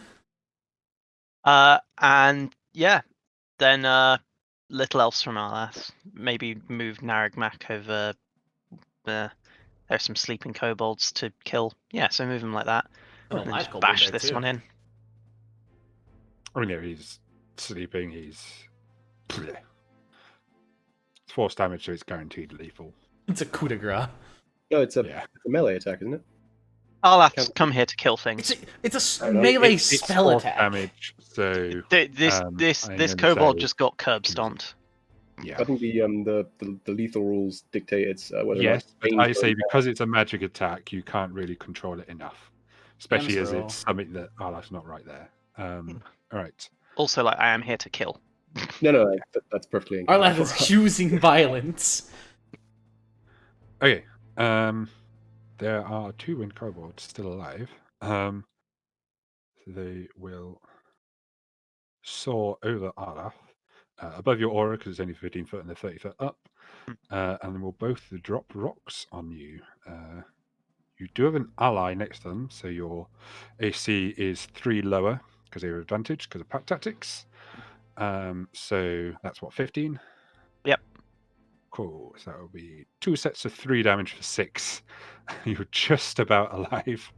Cool. Stay My alive. health. I need you to I mean, make my actual health does not change. Oh, Thanks yeah, to temp temporary HP. hit points. Temp HP. But... Cool. And that would be a 2 concentration saves for your spirit guardians, I believe. Fairly sure that's concentration, right? Yeah. Yeah, they are. Oh, you just and about save. passed. Easy. Coolio. Yareth. Cool. Yareth will, I think, just cast Eldritch Blast at Big Boy. All right. Oosh. Go to blast Two the boy. beams. 23, I'll definitely 27. cue you in for. Okay. 7 force and 5 Oh. force. Okay. 12. Kind of chunk. He's kind of brought down to one knee. He seems to be raising his staff tree for one more slam down. Cool. That'll be Yareth. He's not looking Cool. too great. There you go. Thanks. Okay. This boy is not as stupid as a giant. It sees that all but 2 of its brethren are unconscious in some form of the word, and the giant's almost dead, so he will attempt to yeet himself out the tunnel. You lose track of him. The giant Wisdom. wisdom save. He might die from this. Oh, Fail. Hit him up. And Spirit Guardians. Hit Go. him, little Mac. all right, yeah. So as he kind of raises his club for one last swing, he seems to be raising above you, Arlaf, sensing that you're the weaker prey, and you kind of hold out your holy symbol, and these kind of waves of energy kind of wash past, and he raises. It's about to bring it down, and kind of his skin blisters and burns from the radiant energy, and he just kind of gives out one kind of before he falls over. You're relieved. You're relieved for about an instant before you notice his giant form lumbering down on top of you. Ash, Alaf, dexterity saving throws, please. Uh-oh. I elect to fail. All right, fair enough. Also fails. Okay.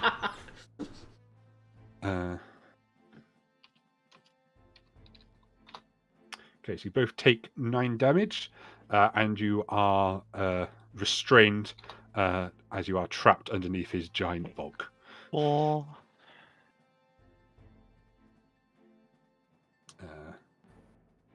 So is that no? Because you're 10 HP. Cool. Alrighty. There are 2 wind kobolds, but I don't think we need to I think they'll be. RP how you deal with them. I think they will be bolted or I mean, they're skewered or soaring over punched. this way. I'm fairly sure Phoenix will probably deal with them in his turn. So they probably seem to be about to run after the giant falls. So Phoenix, what would you do to stop these? And then Phoenix had stopped focus on them. He saw one of the leader kobolds run out that cave, and he was sure. going to run after it. Okay. Because they're the only ones worth apprehending at this point. Giant, we can't even move. All right, fair enough. Tell me about it.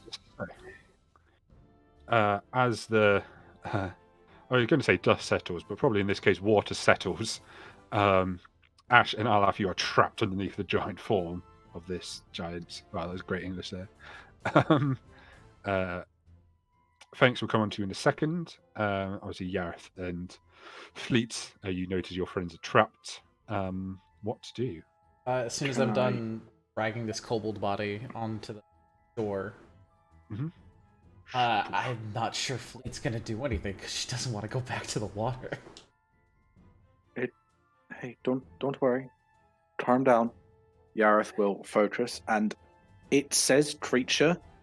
It's technically still a creature. Can I use telekinetic to shove it 5 foot away from them so that they can get out? So the question, is a corpse a creature? It's probably technically an object. However, I will say, for the rules of this effect, you can definitely it's only so strong, and there's a giant bulk of thing. Definitely make it easier. You kind of take off some of the weight on them. However, it's not going to instantly you just move, off them. If that makes sense. Yeah. If Ash and Alath would like to escape, that would be athletics, please. Made slightly easier. The DC is reduced by Yarth's aid. Oh, Yeah, go you on. both kind of just squeeze yourselves out, and if you let go of your force, and your body just there's another kind of little tidal wave that kind of splashes around all your ankles. But for now, the pair of you are free. Buff boys for life. So That was uncomfortable. at this point, you notice there are many of the kobolds Phoenix put to sleep underneath the surface from various air bubbles or lack thereof. They might be drowning. Oh, Those of them that haven't suffered grievous headwinds. Gareth just ignores all of that, goes over to Fleet, and just, Okay. hey, we're going to be all right, okay? Don't need to worry. I know it's a lot of water. she is just bouncing on her feet. She is not stopped moving, just trying to get all of the Hey. water off of her. Gareth will use prestidigitation. You are dry. And then just take your hands and just, hey, you're fine. You're going to be fine. Don't worry. Just don't look at the water. Focus on me. You're going to be fine.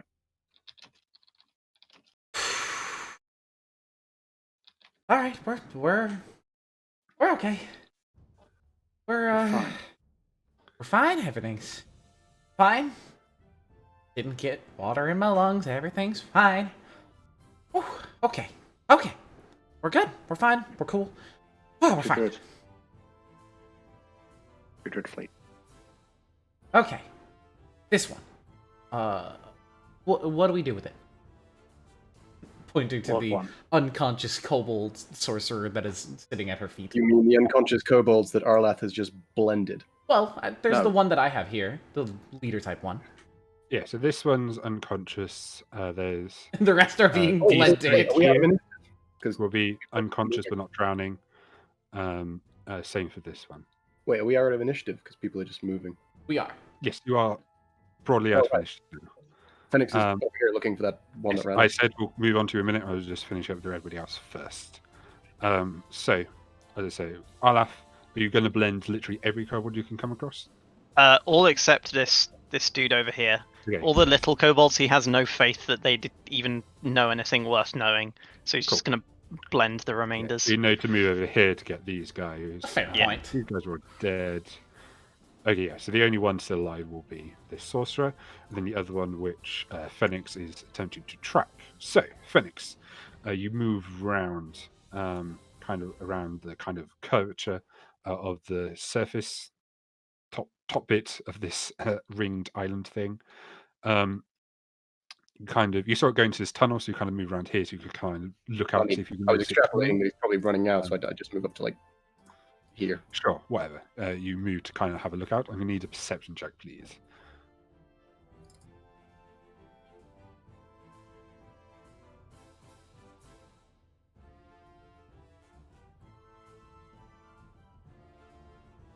You look out where it should have come out. You don't see anything. You kind of stand there for a few seconds. You kind of look around the water where it could have gone. You don't see it. The cliffs, they are sheer, or there are parts where there is a bit more of an angle. They're mostly pretty sheer. Bonus action, Definitely be climbing stepped out down. to the surface, Sure. glance through the cave, You can't see it. It's pretty dark. You might need a bit of a... and then use the rest of your Guarantee movement. it's not there. You might need a thorough search. Well, I mean, they can't run out past me, so move out a bit further, look out over the river. Anything? You don't notice anything. Keep searching, possibly for a couple more minutes. Seems to have given you the slip. This is becoming too common. Move back, join the rest. See the chum in the water. Yeah, I am. I'm going to take a photo of this because he rolled a natural 20 in his stealth check. Send it to the Discord. I'm very sorry. King Kobold, the 20 stealth, what a hero. Hiding where? We'll Well, never there's also- know. So you could get below the surface. There's you could hide around in there. He's you gone. moved out, so it's possible there was times you could have slipped out. So yeah, he gave you the slip. Fucker disappeared on us. Seeing Phoenix on the other side of the pool, Fleet will wave him over and point to the one that she has gotten out of the water and just hanging on to for now. Like, he's not looking at you. He's looking at the red waters. I'll get some rope and tie up the sorcerer dude. What the hell happened? These were asleep. Yes, and now they will sleep forever. We were here to incapacitate them. They hadn't hurt anybody. He points to the one over there. It's like, That one is incapacitated. Arlath, you really didn't have to kill them. They were asleep and big one is gone. They would have just ran off. And caused then- trouble elsewhere. Not necessarily. Despite everything, I think I do have to agree with Arlath. They did seem to be working with the big guy, and I mean, they were attacking us. They're There's kobolds. been- They'll work with anyone with a club. Cool. This was So slaughter. beautiful. Then they will go and they'll do it again. I seem to distinctly remember when we first met, you were very annoyed that we let an orc go. An orc. Someone who knew what they were doing. And what's to say that kobolds don't? They were asleep. why I- We could have just brought them back. They could have been they could have been punished properly. You didn't have to just slaughter them. This is This is just murder. Whatever makes you sleep at night. What the hell is wrong with you? I agree with Phoenix on this one. They were unarmed, unconscious. They didn't need to die. But They were definitely armed.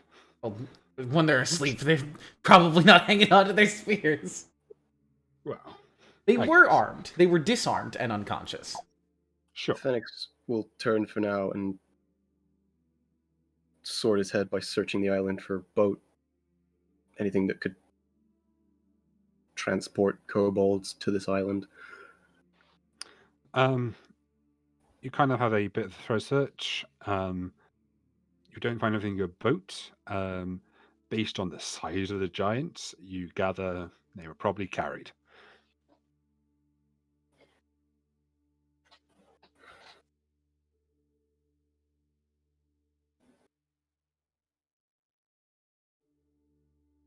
Well, we can bring this one back, and that fishing company can ask whatever questions they want.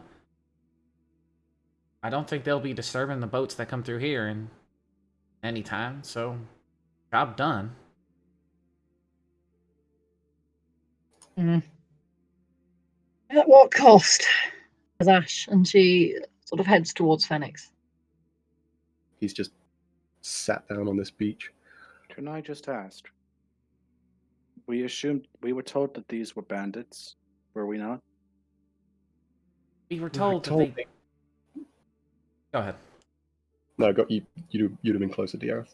Phoenix is the smarter one. He talks first. No, he's shell shocked essentially. He's just sitting on the beach. your name is Fleet. I mean, we were told that they might be. We were told that they didn't have a lot of information, just boats were getting sunk. We don't really know why. It's You getting guys- attacked by thung rocks. Yeah, we had specifically been told no boats had been sunk. They'd suffered minor annoyance damage. No boats were known to have been sunk. However, a couple hadn't reached port, Means they could definitely and then have hit. several arrived damaged. We knew they were here for less than good purposes. We knew that they were not good people, but We still don't know why they were doing it, or if they had a bigger goal, or if this was the only operation they had. There's stuff to figure out. Bring this one back. We let the company ask whatever questions they want. We take our reward and continue on with our goals.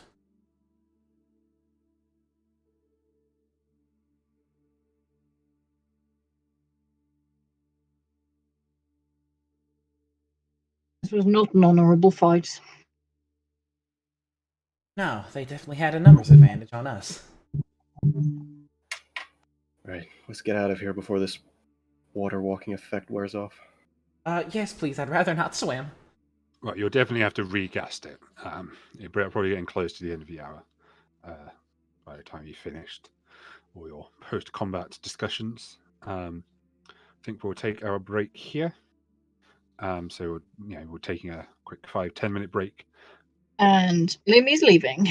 All right. Lumie's got to go to a job, so Lame job, you, I guess. nerd. Ash is carrying the kobold. It's fine. Sure. Yeah, she can have a song over her back. So we'll be back in 5-10 minutes. Have a quick break. Bye. Bye.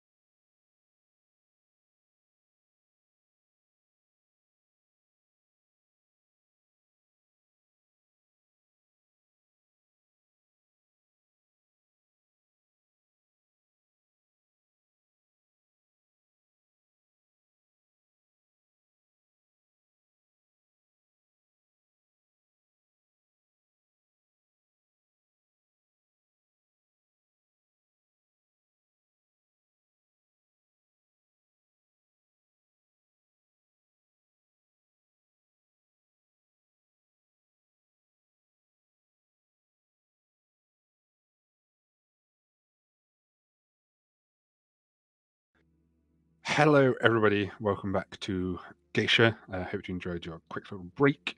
We'll be picking up from where we left off. So, plan is make your way back to the bank of the river to presumably sleep because it's 9:30, almost 10 in the evening now. It's getting pretty damn dark. It is like a half day's walk from here to the back to the town. Approximately, yeah. Yeah. Okay. So I'll use some of my rope and make sure the kobold is tied up tightly before we go. Okay. So, Alath, you can recast your water walk. What you Ash, I remember her name, will fireman's lift the kobold saucer over her shoulder, and you can start your trek back to the riverbank. Are we going straight back to shore, so near the camp you saw, or roughly where you went before, so you end up half a mile down the river from them? I think where we went before. I don't think we need to. Do we want to interact with this other adventuring group? Want to let them know that the job's done? I think they'll find out soon enough. Okay. Yeah, so it's 45. It's probably close to the hour because you're definitely tired. So you did half a day's travel to get to the city. You were in the city, did half a day's fairly quick to try and catch up, and you had a nasty combat. So it's definitely a slog to get back to shore. It'll be 10:30, 11 by the time you get there. I imagine most of you just about have the energy to turn over, roll into your bedrolls and drop asleep, as opposed to doing anything fancy like getting a nice hot meal or whatever. So unless there's anything people particularly want to do this evening, Yeah, we we'll just will. spend the long rest keeping an eye on the kobold. Cool. It doesn't seem to stir. Phoenix will set up his alarm as usual, but then go to sleep. While Phoenix is setting up his alarm, Fleet is just walk around with him.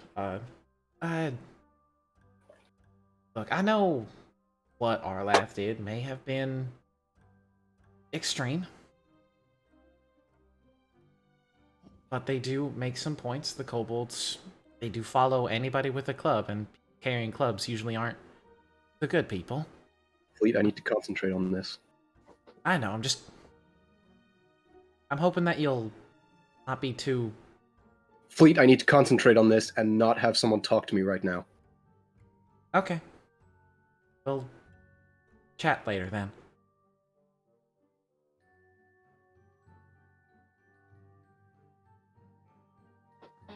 All right. So the night will pass quietly and uneventfully. I imagine you probably sleeping a little later than you might normally. And kind of dawn will come. It is decidedly cold. There's probably bits of frost clinging to the outside of some of your bedrolls and stuff. You might regret the lack of a fire the previous night, but eventually you will rise. I imagine some of you start putting together some sort of breakfast, something like that. The kobold saucer will also be awake. However, they seem to be trying to make themselves as inobvious as possible.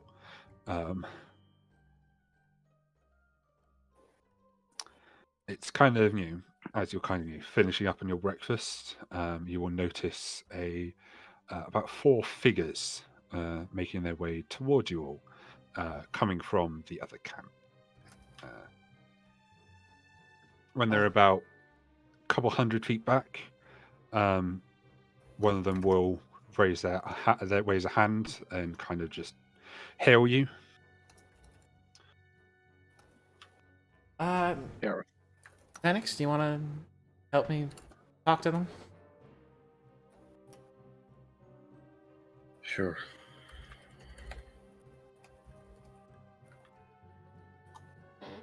Yeah, you kind of gesture them over and they will kind of close the distance. So yeah, so I say there's about 4 figures. The one that seems to be leading the way, they seem to be elven. Seem to be some sort of kind of wood wild elf variant. Kind of female. They kind of got this purpley hair, and kind of at their side they have attached some sort of lyre or lute. And they look like this. Second, following not far behind, appears to be some sort of kind of very dark grey furred tabaxi. They seem to be just wearing kind of quite plain and simple clothing. They look like... No, that's not... Oh, there we go. Look like this. The fourth seems to be some sort of human. They're quite gaunt, got kind of greasy, thin, kind of stringy hair, kind of goes down to about their shoulders. And he's dressed quite drably, and he seems quite somber, especially compared to the relatively chipper elf. And the final member of the party seems to be some sort of kind of bluey grey, furred kind of not furred, feathered, kind of peregrine falcon-esque Aarakocra, who seems to have some sort of bow kind of on their pack. And yeah, they will kind of approach you, and it's the kind of blue-toned elf who will kind of speak to you first.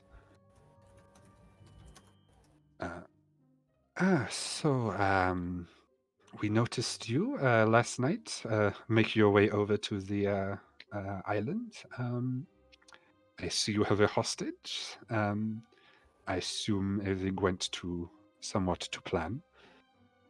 For the most part, yes. The situation's been handled. Sorry to steal a job out from under you, but Well, professional courtesy. Of course, of course. With a briefing like that, you always have to take a risk that someone will get to there first. We do not begrudge you your, how do we say, victory, I guess. We just wish to pay our respects, and to find out who you were, who they were to so neatly get around our time advantage with your impressive water walking trick. Out of curiosity, which one of you cast that? I've lost the accent. Someone who's still asleep at camp. I see. So, I guess, who might you be? Fleet is about to say something, but then turns to Phoenix. That's a good point. We have a name? We've never really Do not needed have a one. name? I mean, we're sort of just No. a group. That is not good. You must have a name. It is essential for business. People do not know who you are. They don't know how good you are. It is all about the branding. That is half of adventure work. The branding to find the best jobs you possibly can. I mean, sort of started this whole adventure as a bit of a tossed-together group. We didn't really plan on any of this, for the most part. That is how all great adventuring groups start. No one plans to become an adventurer, it just happens. Some people seek it, some find the path, some do not. It is a rare person who walks the life of adventurer, which is why you need to get your name out there so people know who you are. For us, for example, we are the champions of calamity. I do not know if you heard of this, depends on where you're coming. However, any city north of here will know our names, and they will have heard of some of what we have achieved in our time together. And how long were you together before you came up with that? Oh, yeah, a month or so. We've been traveling together for best part of 4 months, there, give or take a little. Members have come, members have gone, but I myself has been in here since the beginning. And you'd say you've formed a cohesive bond? I should think so, most certainly. You know how each other operate? No big surprises? Well, everybody has a few secrets. You do not seek the perfect adventurer for predictability, let me put it that way. Fair enough point.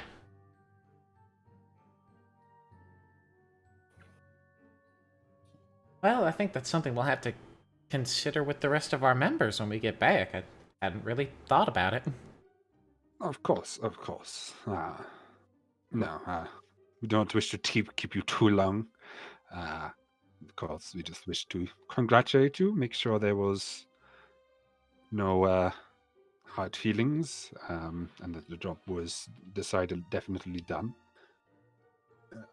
We will have to wait here for a couple hours. We have our other member who is collecting a boat to come down so we could leave this morning, but seems you have beaten us in that regard. Well, we appreciate the no hard feelings. We'll definitely Of course. consider the name. Champions of Calamity. That's a strong name. Oh, thank you. Was that my suggestion? So if you don't have a group name, might I know your individual names, in case we cross paths in the future? Phoenix White. Phoenix White. Fleet of Foot. Pleasure. Fleet of Foot. Oh, that sounds very tabaxy. You might have not in common with my friend here. I wouldn't be too surprised. What about you, the big one? Back there, our green friend is Ash. The much smaller one is Gareth, and then our newest one, the slightly bigger one, Arlaf. Good names. I will definitely keep my ear to the ground if I hear them coming up in rumor and happenstance. Very well. We do not wish to keep you. We bid you good day. You as Give well. you a pleasant smile. They kind of turn. Best of luck Walk on your back. next work. Oh, you as well. I kind of turn and walk back towards their own camp. You do bring up a good point. We don't really have a name, do we? Before today, we never really needed one. Fair point, but if we want to keep looking for jobs in random towns, it'll be good for people to know who we are and have a way to look for us if they want to find us. Sure, as long as we put a bit more thought into it than Champions of Calamity. Oh, don't be rude. Their name is fine. It might be a bit, Melodramatic. I was going to say edgy, but melodramatic. But it works for him. Sure, it would be the bard who came up with that name. A fair point.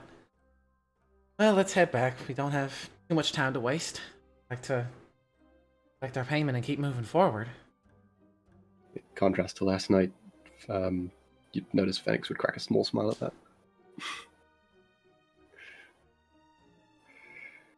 Feeling a bit better? Yeah. If I don't think about it.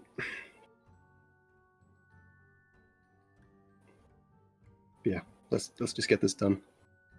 Move on. There's more important work to be done. Yeah. Okay. So, making my way back to the city. I assume. Yeah. I don't think we have anywhere else to stop. Putting the kobold on the cart and then trotting back off. Sure. I'm assuming taking it a little bit slower and easier after your busy day yesterday. Yeah. I think we'll call it, just after lunch when you arrive back. And yeah, you kind of travel back into the city. Once again, this kind of wave of far too quiet for a city washes over this very sober atmosphere. That kind of seems to be what makes the lizard folk and dragonborn kind of feel at home almost. Heading straight to the fishing guild, I assume. Yeah, we'll explain the Why situation. not? Hand over the leader, kobold. Over the sorcerer. Hope they'll have more information for them, if there's any more to have. Yeah, all right. We'll definitely explain that their method of damaging ships has been seen to. Sure. So you head up to the guild.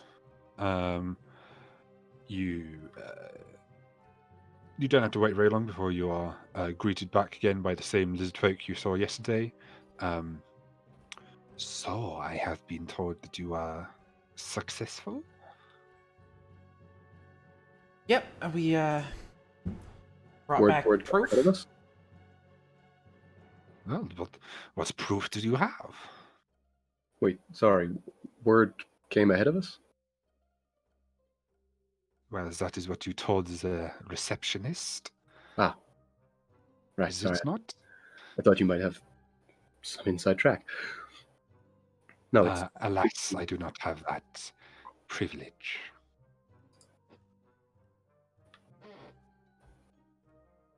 We brought a, So- a bit of living proof. One of the kobolds who was helping harass your ships.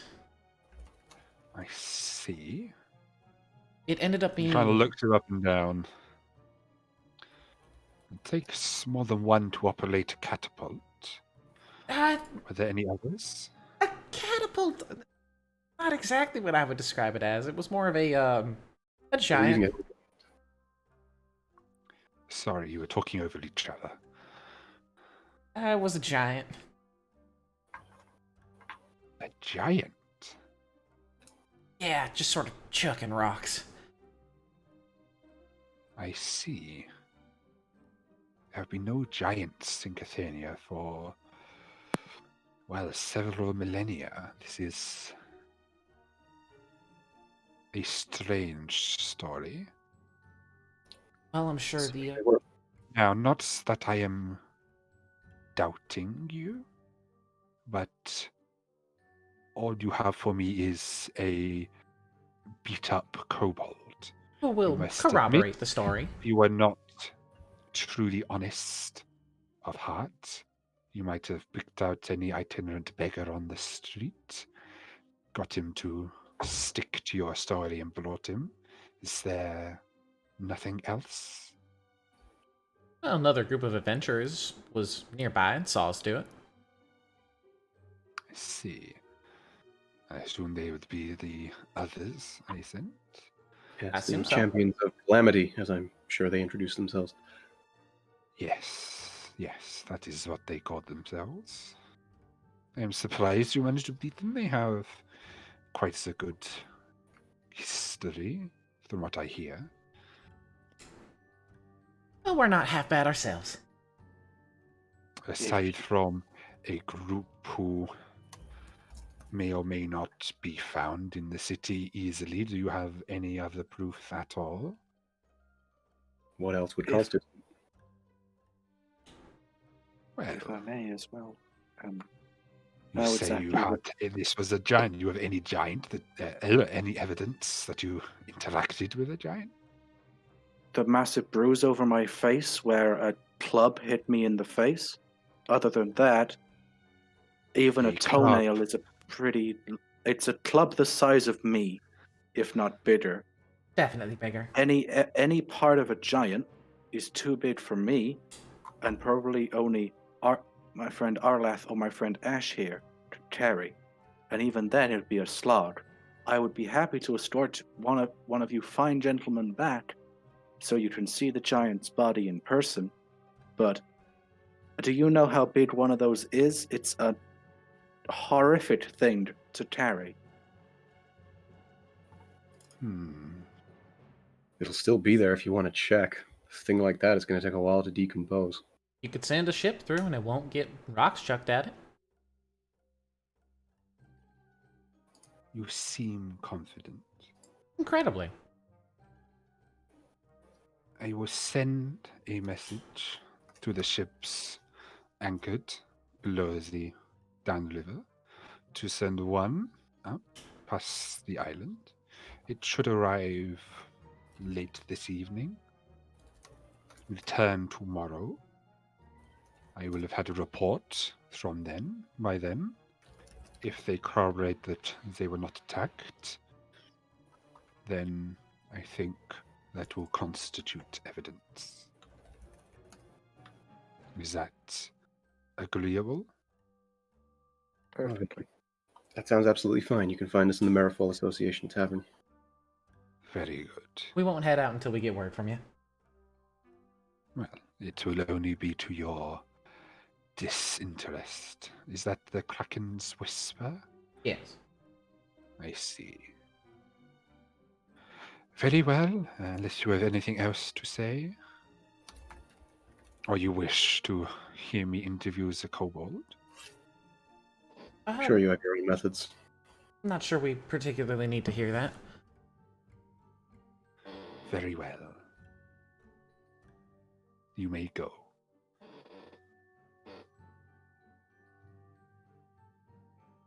Alright, let's merry fallen.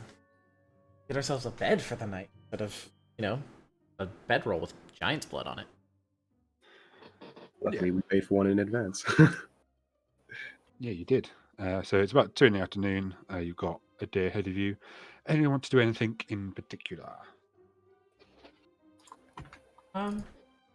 Well, as Fleet has terribly discovered, this town is not very active, so she's happy just hanging out with her friends. Drinking a lot, that kind of thing? Not a lot. Reveling? Celebrating victory. Sure. Making sure everybody keeps in high spirits. Nobody is sulking in a corner.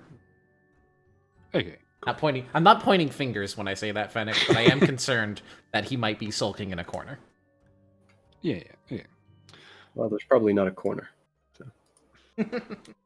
You could be in the edge of the booth or whatever.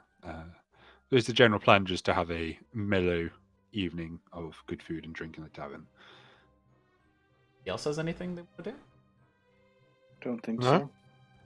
Happy Cool. to while away the hours until transformation with a game of cards or two as well. Oh, absolutely. You two playing cards? Oh, I'll take him on in cards. Okay. We'll do one quick game. I need you to both whisper roll to me a d8. Dice bag. Second ago. Phoenix will just absolutely count the cards as they play, basically trying to figure out who's going to win before they know. And you say there's no such use in prophecy. It's not prophecy, it's card counting. It's memory. Where are my d8s? Half them. There's one. You could just do it on Roll20. I think we can trust Roddy to not stream snipe. I could, but it's better for the audience. What do you want to get? Stream snipe, go! Go! Okay, you get your first cards. What is your bet? What's your initial bet that you're both placing? Unless Fleet wants to pay for money, I'm not going to force her to pay for money. Fleet's gonna stick one goal on the table. Something Sure, simple. Immortal souls. Sure, I'll match. Yeah. All right, you take another card. Roll a d6.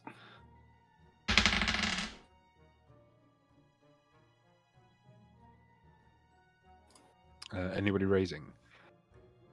Fleet's just gonna hold that. Riley? I'm Okay. just holding. I'm not trying to win money off her. Just Yeah. Take your third card, roll a d4, and then we'll reveal totals.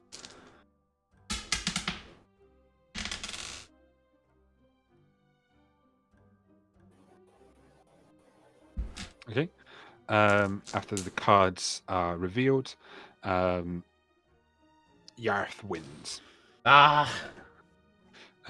You rolled a 5, a 3, and a 4, and Fleet rolled a 1, a 6, and a 2. Surprised you bet after you drew the 1. I was trying to bluff. I mean, the 6 looks quite good because Riley was only on 8 and you had 7, so I was oh. But then Riley rolled a 4 on his D4, so Yeah. Uh, Fleet doesn't know how to cheat, so you could play several hands, Yeah. but the kind of net result after is losing the afterwards first you round, got Fleet defeats. Fleet demands a rematch. But yeah, If that Phoenix would be is the card, general course of the evening, though. if Phoenix is card counting, it would be probably clear that Yareth is.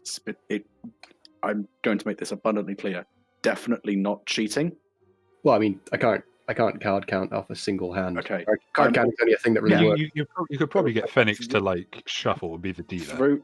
Through the night, it would become obvious, and this would be the first time ever since learning how to play, Yareth has not cheated at cards, and so he's genuinely enjoying it.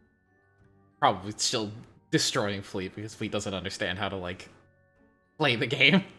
I think after the first round, you play with like tokens maybe, Yeah. instead of tokens. actual gold. And so the final score of tokens, it will still go to Yareth because he understands the betting side of it, despite the luck of the cards element, which might tip it to Fleet's favour in single instances of a game. But yeah, all right. If you're planning on drinking, please deduct a appropriate sum of money for your evening's drinks.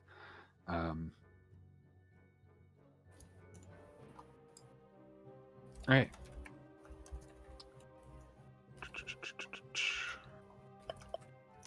Okay, so eventually you get to bed. The evening will pass quietly, depending on how much you drank. It might pass. You might get to sleep quite quickly. All things depending. Morning will dawn. Excuse me. Yareth, you come to consciousness. You kind of keep your eyes closed, kind of just enjoying the warmness of your bed for a few more moments as you feel kind of the sun's rays on your face. However, after a second, you feel a chill, almost from a breeze, and then you realize your bedroom window is open. It's winter. You definitely didn't go to sleep with it open. Oh.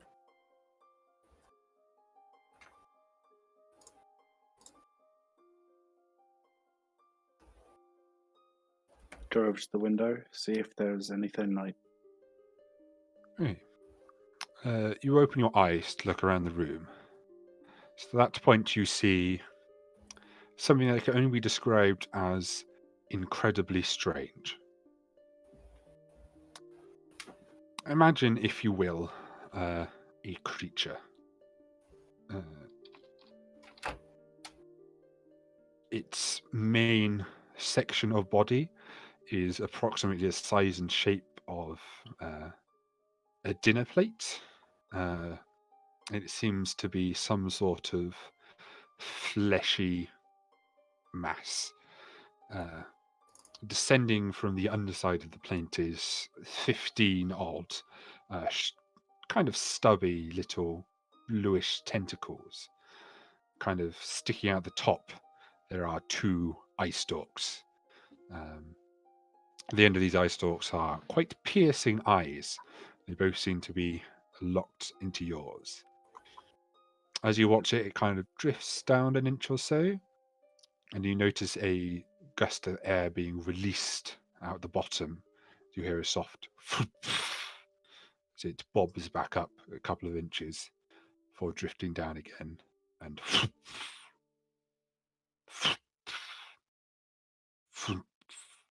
seems to be just maintaining altitude, looking at you. Hello there.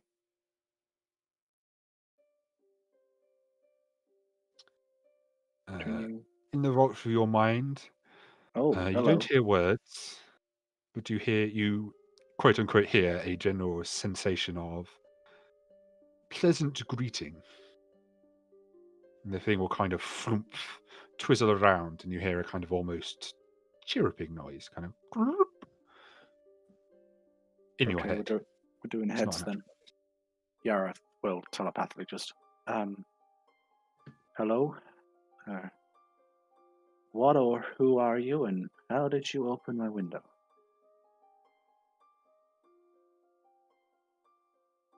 You kind of get a general sensation of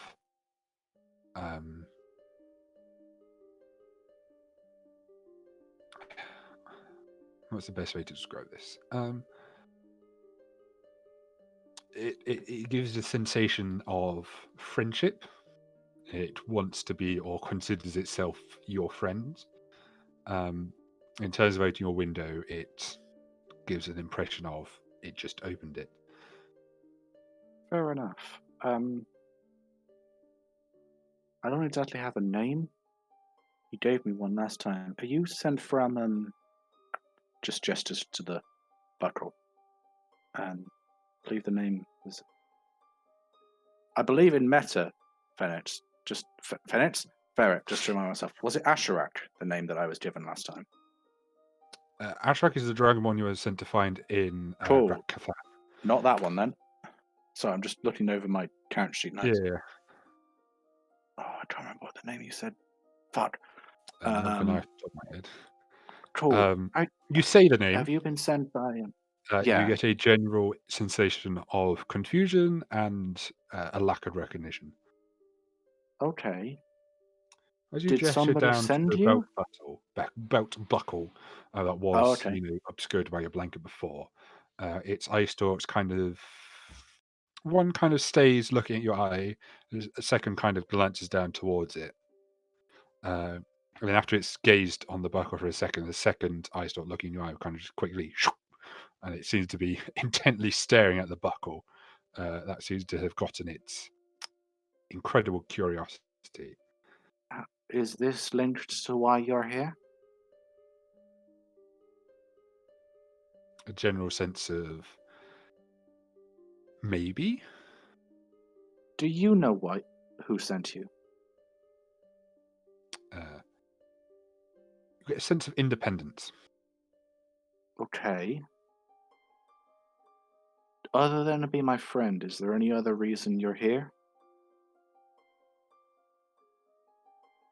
Get a sensation of hunger. But not Sure. kind of cruel hunger, just a kind of, pleasant pleasant hunger. There's no malice behind it, I guess. I'm hungry and would like food. You are someone who can give me food. Sure, yeah. Sure, we can get you some breakfast, bud. It gets a no sensation. You don't want breakfast. It's a kind of confirmatory no sensation. Okay, what are you hungry for?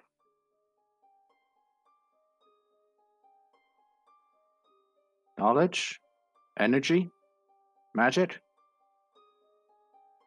It kind of gives a kind of to the energy and the magic suggestions. Okay, I hope you don't plan on feeding off of me or Phoenix. It gives a no to the Phoenix, and to you it gives a kind of to the feeding off you. Do you want to feed off of the bottle? A general negative. Okay, look, I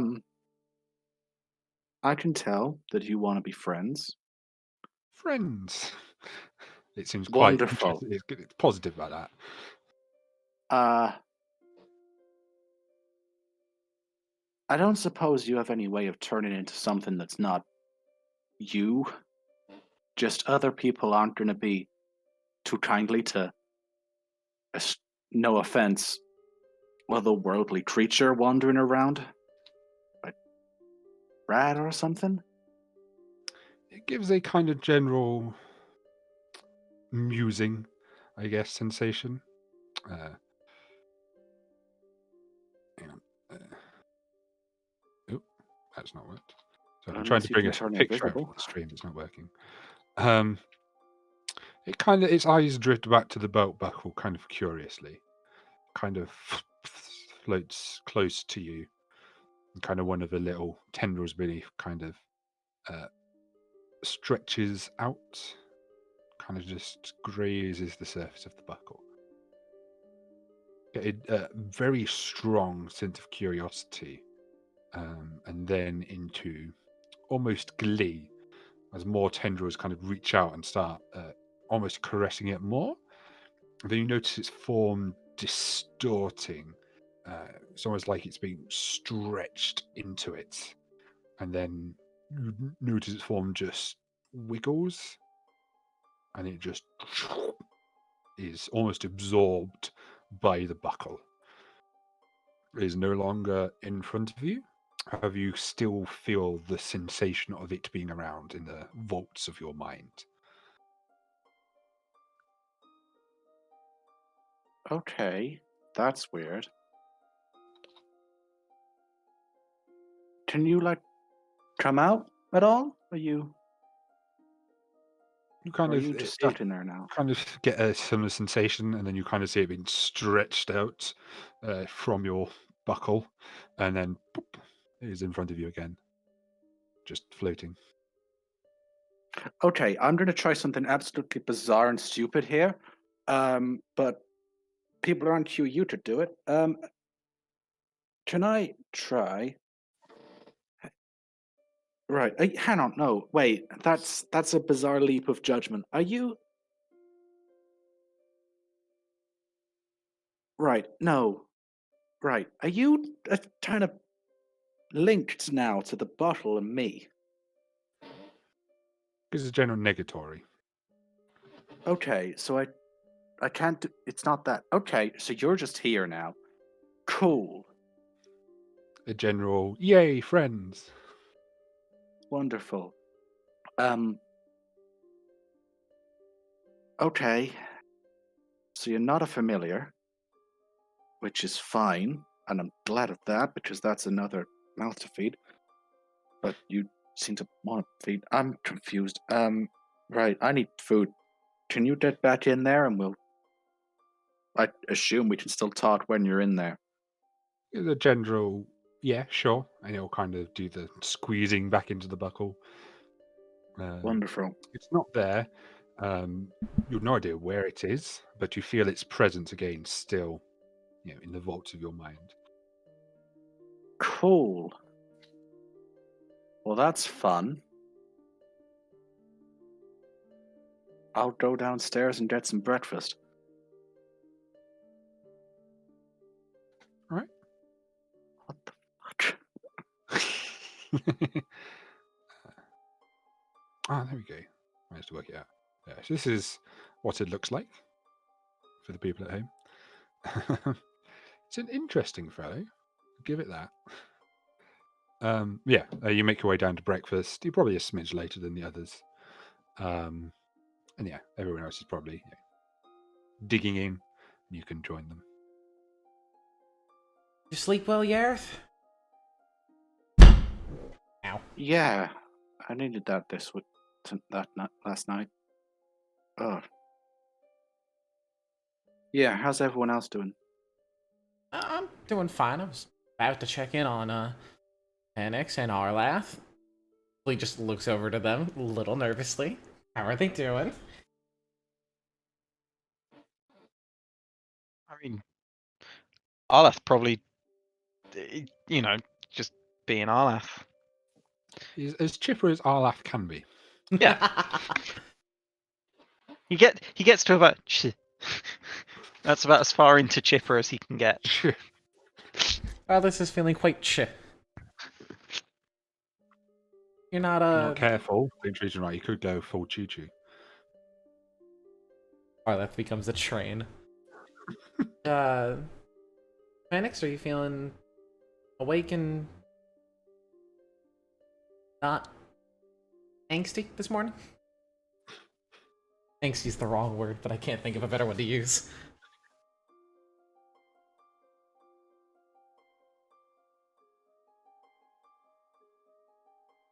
Unless Matt has gone on mute. There he is. I'm ready to get going. Well, we're gonna wait on our message, aren't we? So we gotta stick around for however long that'll be. You're told to go to the Fisherman's Guild this morning. Oh, yeah.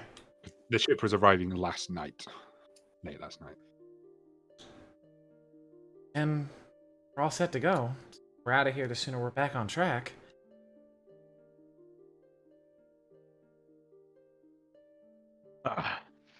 Works for me. Out and about again.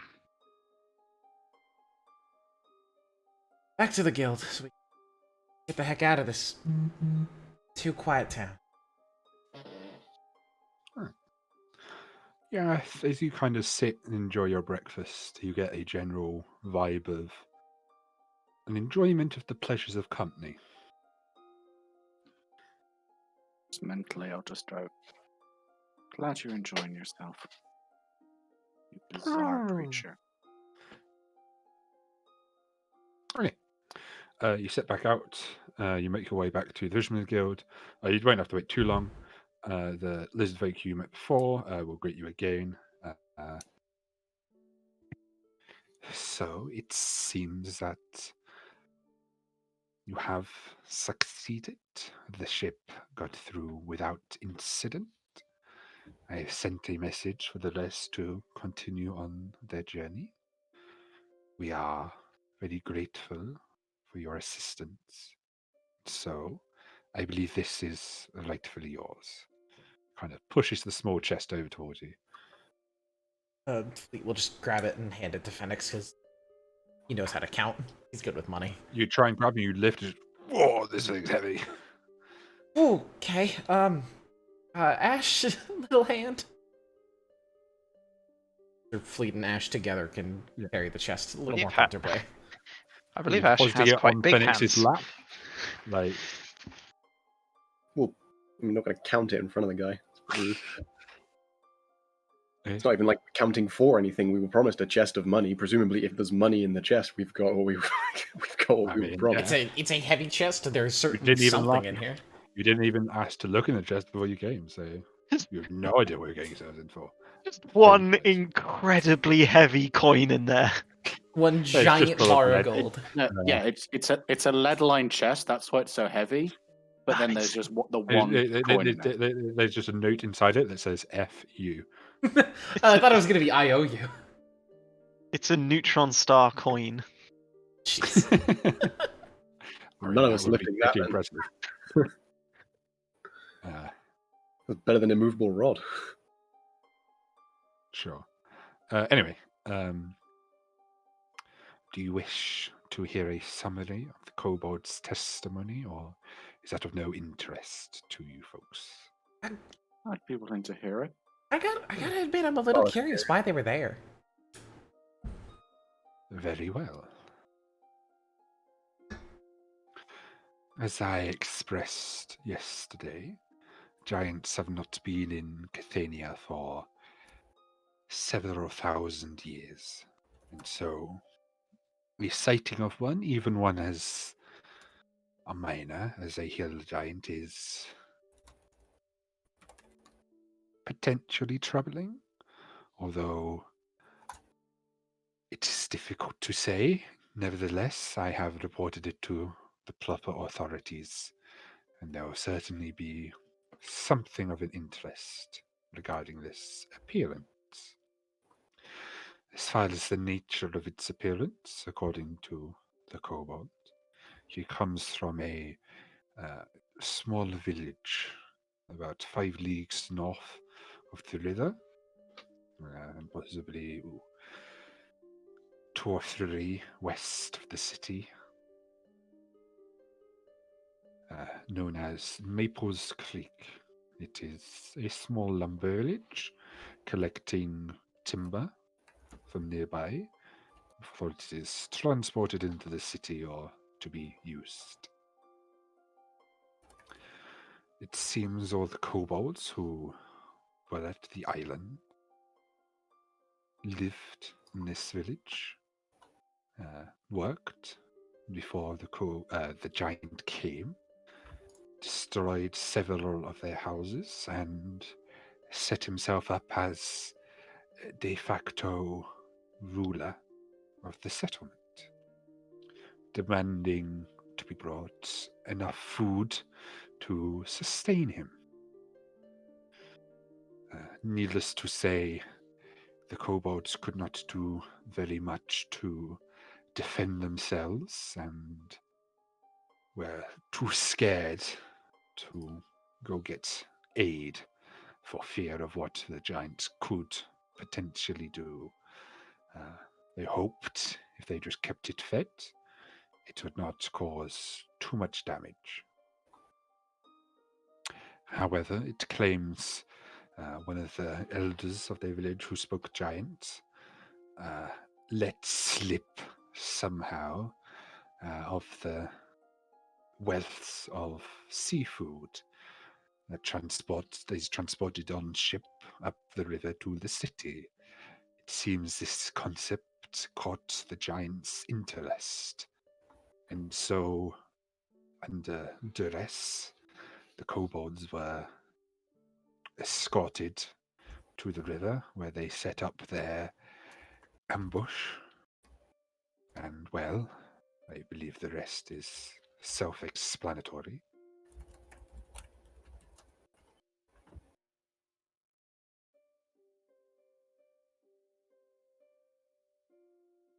We're just looking for a bite to eat. Or, their new violent leader. Your ships just happen to be the best source. I think they were trying to not get squished.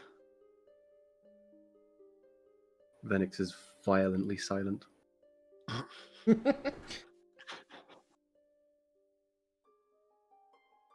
Well, it certainly puts a bit of perspective on what they were doing there.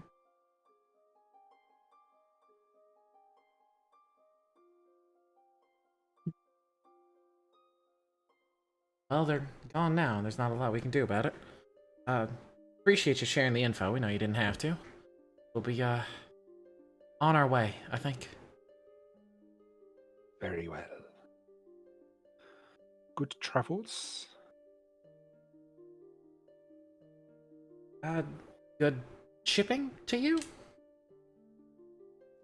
He almost cracks a smile. Right. You'll be escorted out of the fishing guild onto the street. It's 10 in the morning, maybe. You've got a lot of the day ahead of you.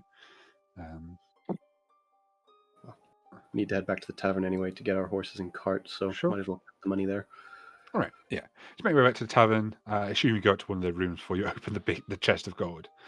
Yeah, you kind of he gave you a small key. You undo the padlock. You lift it open. The weight is evident as there are several gold bars or ingots neatly stacked within the chest. You take them out and count. There's about 15. And kind of the what's the word? It's not the minting. The thing that's stamped onto the top of them indicates they're each worth 100 gold, or 5 imperial dragons, which are 20 gold. So 1,500 gold. Mm-hmm. Certainly a big number. No easy way to split 15 ingots. I trust y'all to... There's 5 of you. That's 3 ingots each. Oh, sorry. My head's stuck at 6-person parties. Yeah, okay. So 3 ingots. See, I had assumed you'd gone the other way and been like, trying to be like, no ingot for Mr. Kobold Murderer.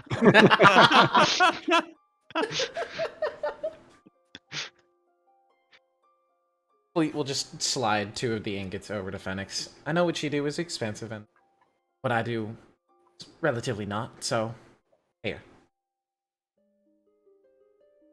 He'll stop it on the table and slide it back. You've given enough to me, Fleet. We did all this together. We Even did. split. It's my money, and I choose how I use it, and I'm giving it to you. I want you to be the best that you can be, like I want myself to be the best that I can be. I know that for you, that requires a decent sum of money. So I want to help you out. Rub his temple. Thank you. No, sorry. Thank you, Fleet. I do appreciate the sentiment. How much does each ingot actually weigh? I forgot to. It'd be a few pounds.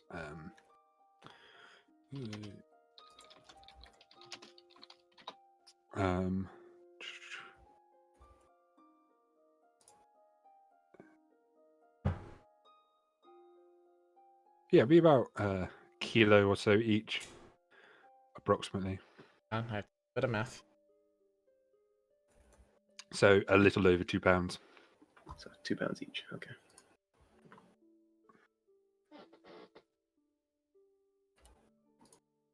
Forget I'm American. I don't just know that conversion off the top of my Yeah, head. all right, fair enough. I have to go to the internet and make sure that I get that right. And this puts Phoenix over his carrying capacity. Maybe we should buy a bag of holding. No. Okay. Probably drawing on to the end of the session. So I think we'll wrap up with like if you want to do any shopping and any money in the city before you move on with wherever you're going to next.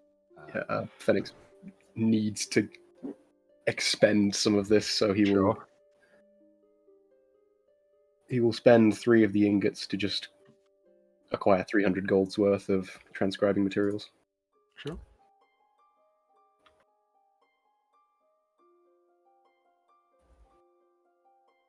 Sorry, I'm trying to phase out towards the end. It was 300 each, wasn't it? Yeah, so 300 gold each. Yeah. Yeah, so if there's any shopping or whatever people want to do before we end. There's not much that Fleet would want to buy in this city. Probably saving this 100 gold for the next big place that we're headed to.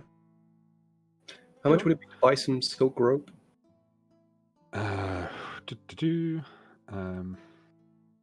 Silk rope. A 50-foot length of it. Yeah.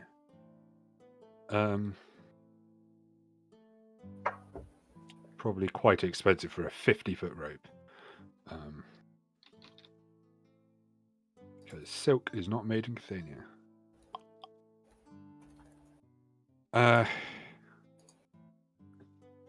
It'd probably be difficult to find. So I'd need a investigation or survival to try and find somewhere that would sell it. Because the only source of I can help with naturally occurring silk investigation. in the world is from Weether, which is quite the transport away, mercantilely speaking. Not least because Weether is quite isolated. Yeah, you'll probably find you just about find a shop that sells it, though it does take a little while, and it'll be about 25 gold for a 50-foot length.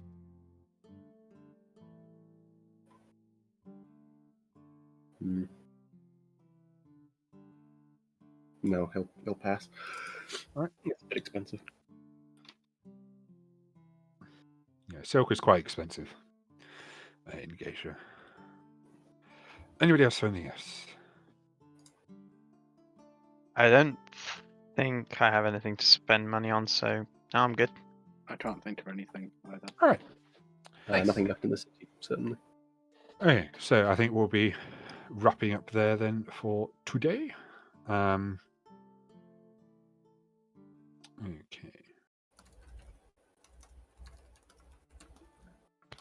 Oh, pardon me a minute. Okay, so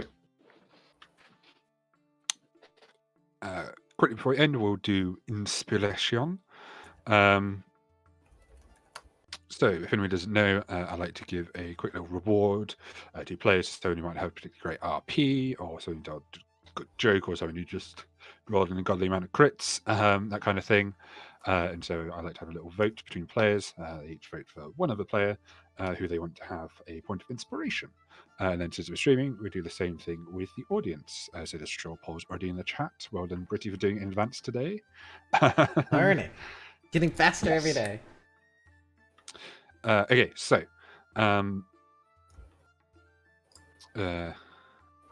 we'll start off with Riley. Oh, I'm going to give it to Nat for despite everything and everyone saying otherwise, stuck with what character would do. Okay, Nat.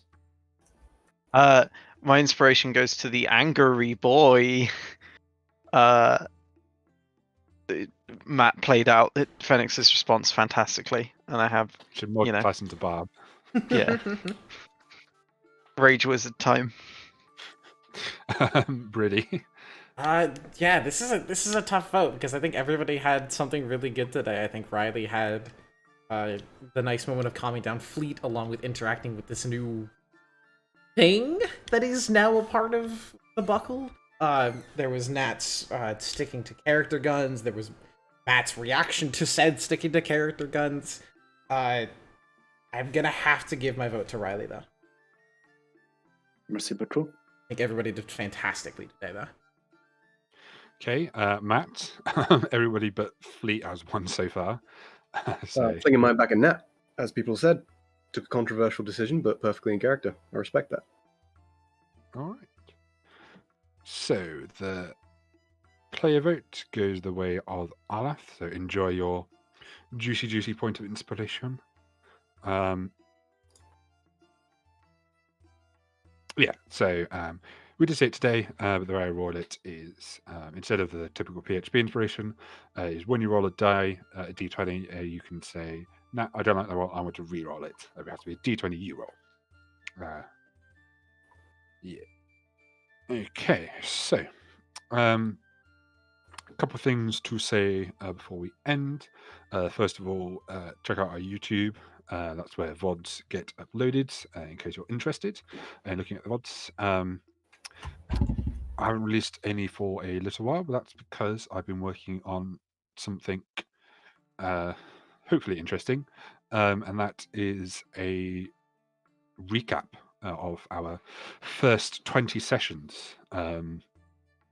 So obviously today was episode 20, and if you're trying to get in to the stream, that could be a little difficult to stream through 20 times like 3 hours of VODs. So this is something that I would like to do. Fingers crossed, don't worry this, about every 10 sessions. So if you want to catch up on the story or whatever, you could just watch these instead for like 10th of the time it would take to actually watch the episodes. So my plan is to have that finalized and released this Friday, 8 o'clock, 8 p.m. GMT. So if you're interested in that, keep an eye out for that. Hopefully after that, then I'll be back on the regular VODs. Uploading them, I do have a bit of a backlog. Sorry. Check out our Twitter at rolling_with_it for announcements about when we go live. If you're interested in that 20 sessions 0 to 20 recap, I'll announce that on Twitter as well. So, if you're interested, follow Twitter. Of course, if you have any feedback, we really appreciate it. And I think if we don't know what's wrong, we can't fix it. So anything about me, the game, the DMing style, the stream, and I think let us know so we can. We want to do the best thing we can for you. Share it if you enjoyed. Share with your friends, share with your family, share with your grandma. Someone's got a grandma out there that loves D&D. On a slightly self-indulgent note, tomorrow again at 8 o'clock I will be doing a challenge stream where a complete noob will attempt to play Doom 2016 on Nightmare difficulty and see how that goes. If that sounds of interest, you can join me on my Twitch for that. I don't think there's anything else to say. So, unless anybody else has any suggestions. Oh, the straw poll. Currently unvoted. So, blank slate. Yeah, mine is DM's choice. glitched and says 0 across the board. Blank slate, DM's choice. It's a 5-way tie. 6-way tie. Yeah, okay. Anna's already got it. I'm going to try to roll a die, but I think today I will give it to Phoenix. Because I enjoyed the moral indignation, I think, is the best way to put it. That was a nice moment. I'm interested to see where it goes. So, yeah. Take your inspiration, Matt, and do with it as you wish. Okay. So if there's anything else, I think we'll sign off for now. Thank you very much for watching. Bye. Right, yeah. See everyone Wednesday. Ciao.